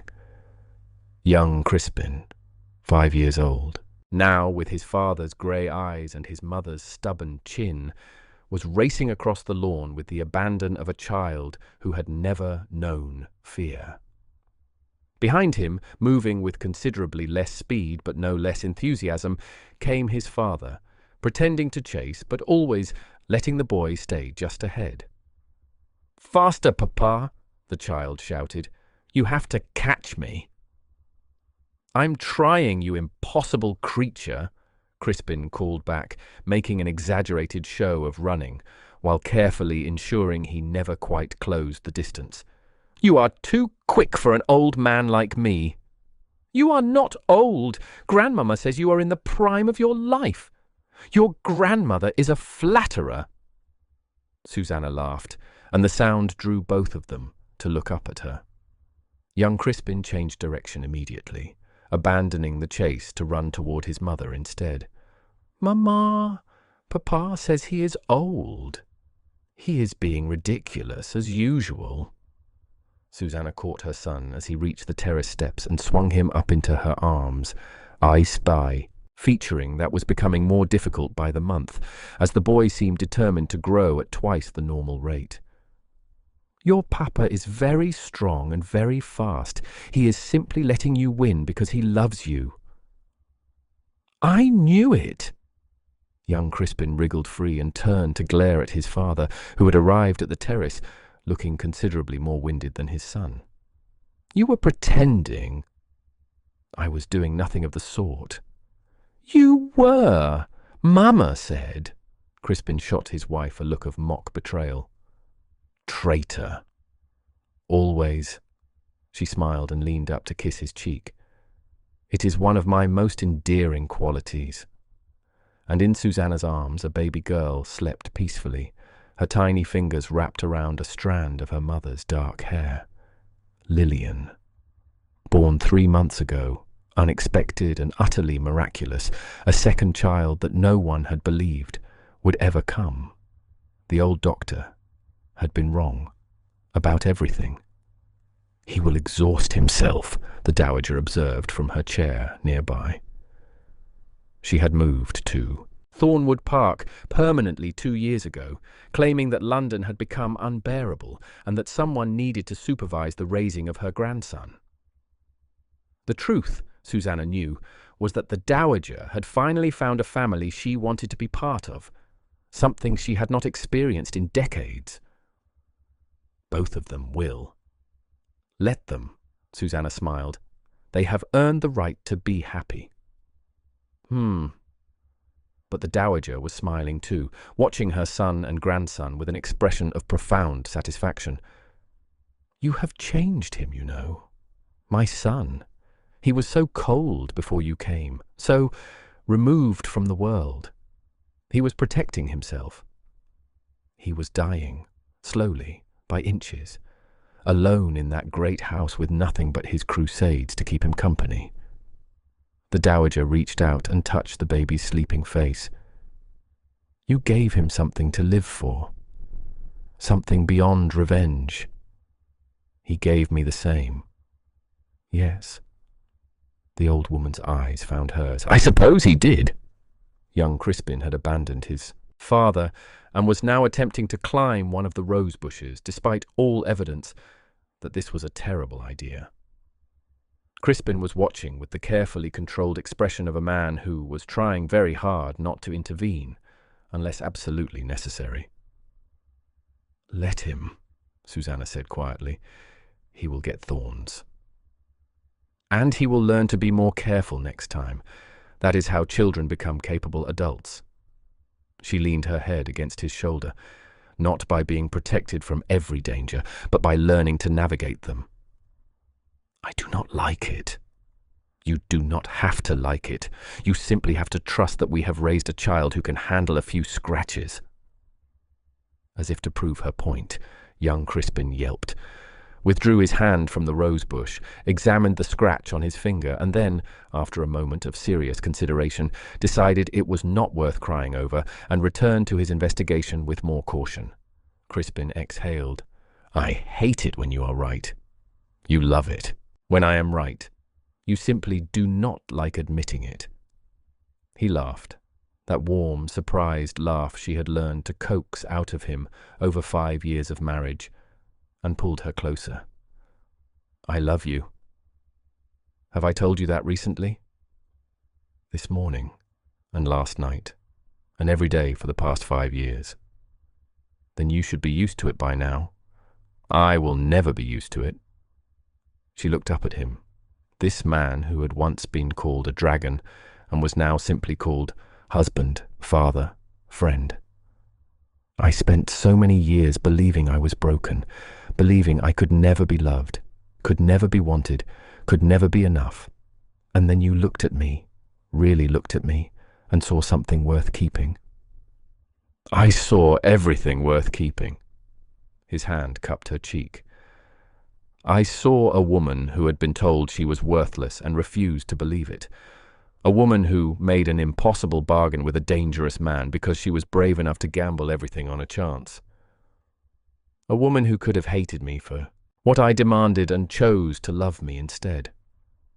I did not choose. It simply happened. The best things do. He kissed her forehead. The best things are never planned. On the lawn, young Crispin had given up on the rosebush and was now attempting to teach the family dog to dance, a project that seemed unlikely to succeed, but was providing entertainment for everyone involved. The dowager had picked up her embroidery and was pretending not to watch while watching intently. And somewhere in the house, servants were preparing for the evening meal, going about their duties with the quiet efficiency of a household that ran on love as much as discipline. This, Susannah thought, was what she had never dared to dream of. Not wealth or titles or grand estates, but this. A family that wanted her. A man who loved her. Children who would grow up knowing they were valued, cherished, protected.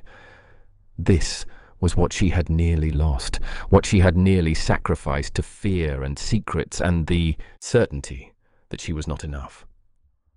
"Thank you," she said quietly. Crispin looked down at her. For what? For seeing me, for wanting me, for refusing to let me believe the lies I had been told about myself. She smiled, and there were tears in her eyes, but they were happy tears. The kind that came when you suddenly realized just how much your life had changed. For giving me this. He did not answer with words. He simply pulled her closer, their daughter sleeping between them, their son laughing on the lawn, their life spreading out before them like a garden in full bloom. And the Dragon of Thornwood, who had spent his life destroying those who hurt the innocent, had finally found something worth protecting more than justice. He had found love. And that, my friends, is the story of Susannah Fairfax, who believed she was barren and agreed to an impossible bargain, and Crispin Mercer, the Duke they called the Dragon, who wanted an heir but found something far more valuable instead. Before you go, I want to know what moment hit you the hardest. Was it the wedding night confession, the discovery in the study, the moment he dropped to his knees in the garden? The confrontation with Sir Oswald, the birth of their son? Tell me in the comments. I read every single one, and if you have not subscribed yet, join our community. We are building something beautiful here, and I would love to have you along for the journey. If this story moved you, if you felt something while listening, consider supporting the channel. The link to buy me a coffee is in the description. Every contribution helps me keep creating these stories for you. Until next time, remember, the secrets we carry do not define us. Sometimes they simply show us who is worthy of knowing the truth. And sometimes the person we believe ourselves to be is not the person we truly are. We are all capable of more than we know. We are all deserving of more than we have been told. Take care of yourselves. Good night.